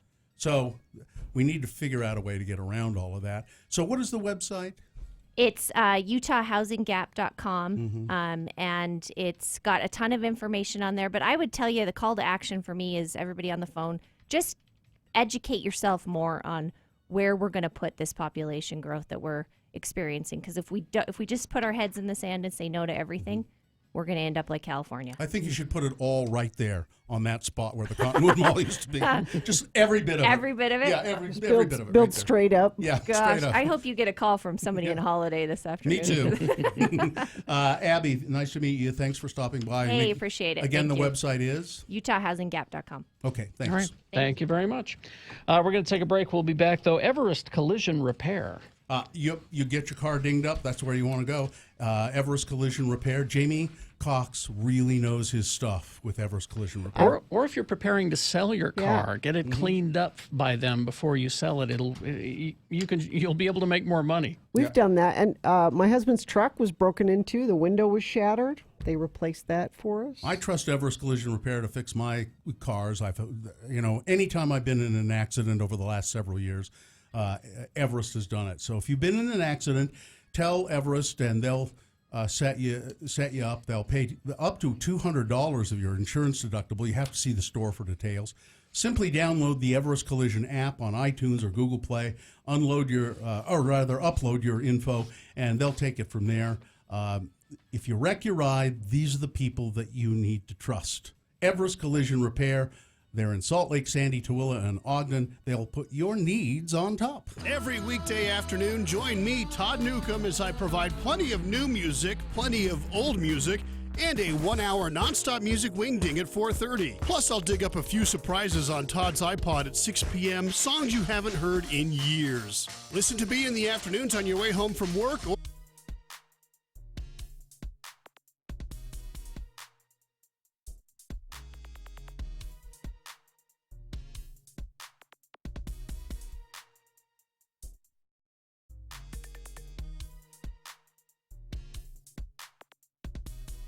thanks a lot for answering our ad. Look, we've got a lot of other people to interview, so we'll just let you know, okay? Loser. God, what a bunch of no-loads. I mean, we haven't had one single applicant that I'd even consider hiring. Why are they so bad? I just think it shows you the quality of people who read the paper. Yeah. Losers, all of them. I don't know. Maybe it's the way the ad is worded. How does it read? I think I wrote it just the way we talked about. Look, here it is. Okay. Oh, listen. We need a new stalker.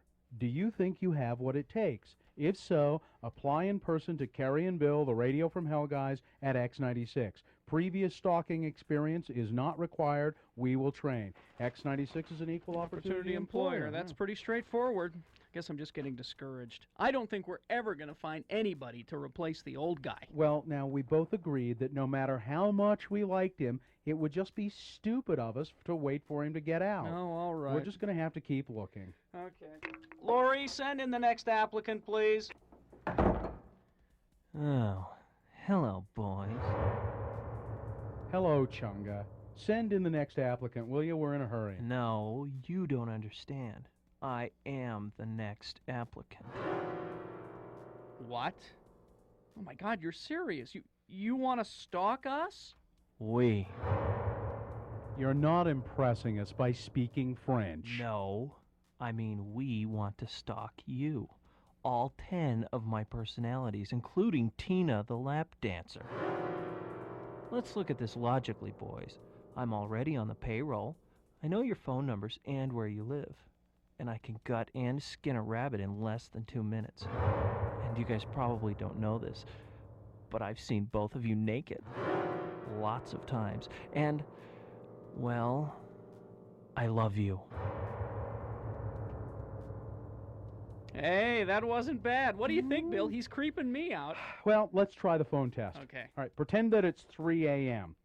There's a thunder and lightning storm going on. My phone rings.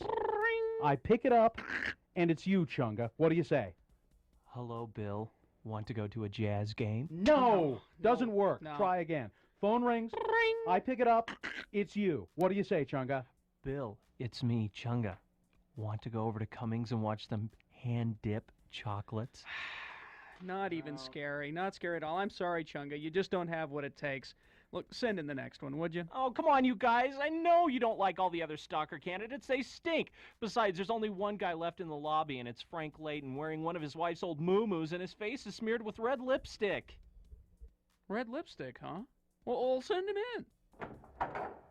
Mr. Layton, the boys will see you now. Hello, girls!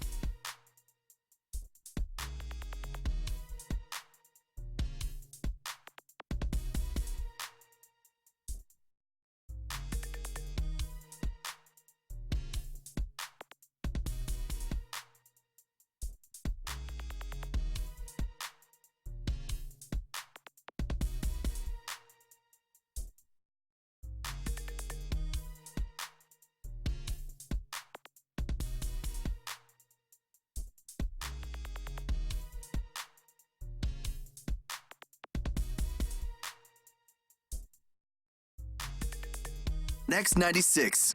9:52. Whatever we're doing here is brought to you by Get Unlimited 1.5% cash back plus a $100 bonus with Power Cashback credit card from Security Service Federal Credit Union. Restrictions apply. Get details at ssfcu.org. Now, I haven't teased my podcast today. Well, don't tease. It's really rude. Leave it alone. Leave your Well- podcast alone. Don't tease it. This most recent episode of Remain Seated podcast, there is something discussed on there that I have not discussed on the air here. Like ever? No. There's big news. What is the? I'm not going to say.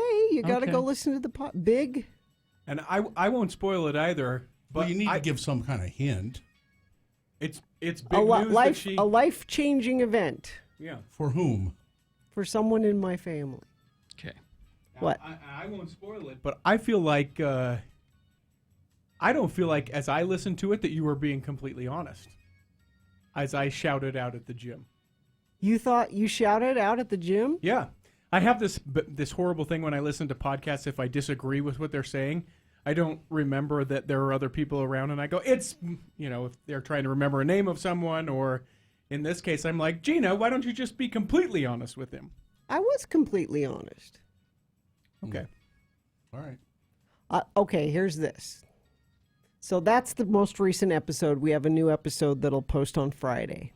So Friday, I will talk on this show about it. On this show. If you want to know before Friday, you have to go listen to Remain Okay. Seated podcast. No, I could wait. I'll wait till Friday. But I will address your concerns, Richie, on All right. on that day. But it's good. You know what? Festus, way funnier than But- I would have ever thought. Than me? Well, no. I Yeah. mean, Well, yeah.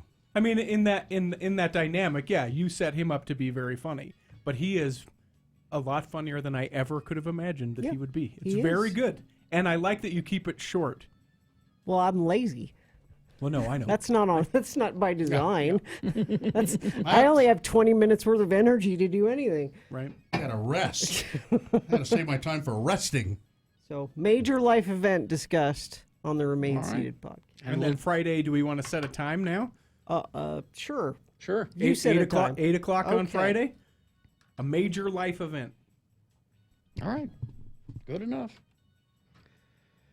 I just noticed on our on my Twitter feed, somebody liked something that I tweeted. I don't even remember what it was, but it was somebody from Clearfield, or anyway, but it was Tyson. His name was Tyson, and then he put in Onion Boy. Oh, remember Onion Boy from Tyson the Onion Boy? But I looked at his avatar, and I assume it was him. He's Onion Man now. Well, yes. He was an adult human man. Tyson the Onion Man. I thought that was kind of interesting. He's grown up and still listening, apparently, or at least following on Twitter a bit. Back when we originally did the check-ins, back when it was KJQ, he was a regular. Everybody had nicknames. Yeah. When they called in the old days. Yeah. To check in. They never used their real name. King of the Buttheads and Yeah. Love Cat and Last of the New Wavers. Yeah. Yeah. Punk. They all had nicknames. Yeah. And it was Onion Boy. He brought me like a 25-pound bag of onions. He was an actual onion Yes. boy? That's why he Yes. was. That's why he was Tyson the Onion Oh. Boy. He worked at because they have the onion He fields was in Clearfield, up there in or Roy and Clearfield, Clinton, or someplace Yeah. like that. Roy, and he brought, and I think maybe he's still in the onion business. Yeah. Namor the Submariner, Yes. taking his name because he was on the swim team. Yeah, still listens. I believe Prince Namor still listens. He lives in Atlanta. Not Atlantis. No, Atlanta. So yeah, you check our inners at 6 a.m. or 6:20. We have some. We have Cement Dave. Cement Dave. We have Tim the Tree Guy. Yeah, so we get a few of them. Yeah, they're still doing it. I want by Meg the Manager. Sure. I want by fall there to be 90% coverage. Bus driver Allison? I want 90% nicknames, Okay. at least. Nicknames rather than just, hi, this is Dave. or- Rather than, this is Steve, or, Steve, or- not that Steve. Or, you know. Yeah, we did. I mean, I do. Not that Steve, that's a nickname, so I go with that. I do like the nicknames. All right. Let's do the promo and get out of here. Let me find that. It's found. You ready? Wait a minute. What's tomorrow? Wednesday. Okay, I got it. On Wednesday's Radio from Hell show, We do a list of must-goes that you send to us. So send a list of must-goes to us, Radio from Hell at x96.com, and put must go in the subject line. For example, Facebook friends must go. I'll tell you why on Wednesday's Radio from Hell show on X96. There we go. That's pretty simple. Some in the chat room says, "Oh, I guess it's time to get a nickname." Yes, it is, Nicole. What could Nicole's nickname be? If we don't like your nickname, we'll let you know. We've never been shy about telling you you suck. Where can I find Gina's podcast? Stitcher, iTunes. I just looked it up. Google Play? I just looked it up. You know, I've started using the Google Podcast app. It's Mhm. really good. It's just Google Podcast It's Remain Seated with Gina Barberi. with Gina Barberi. And it just, I searched for it and it popped right up. Are we good? I think we're excellent. All right. Live long and prosper, bitches. Don't you know who I am? Major life announcement on Friday. Corey is next. Kicking off nothing but great tunes for 60 minutes. A 1-hour nonstop music wingding is on X96.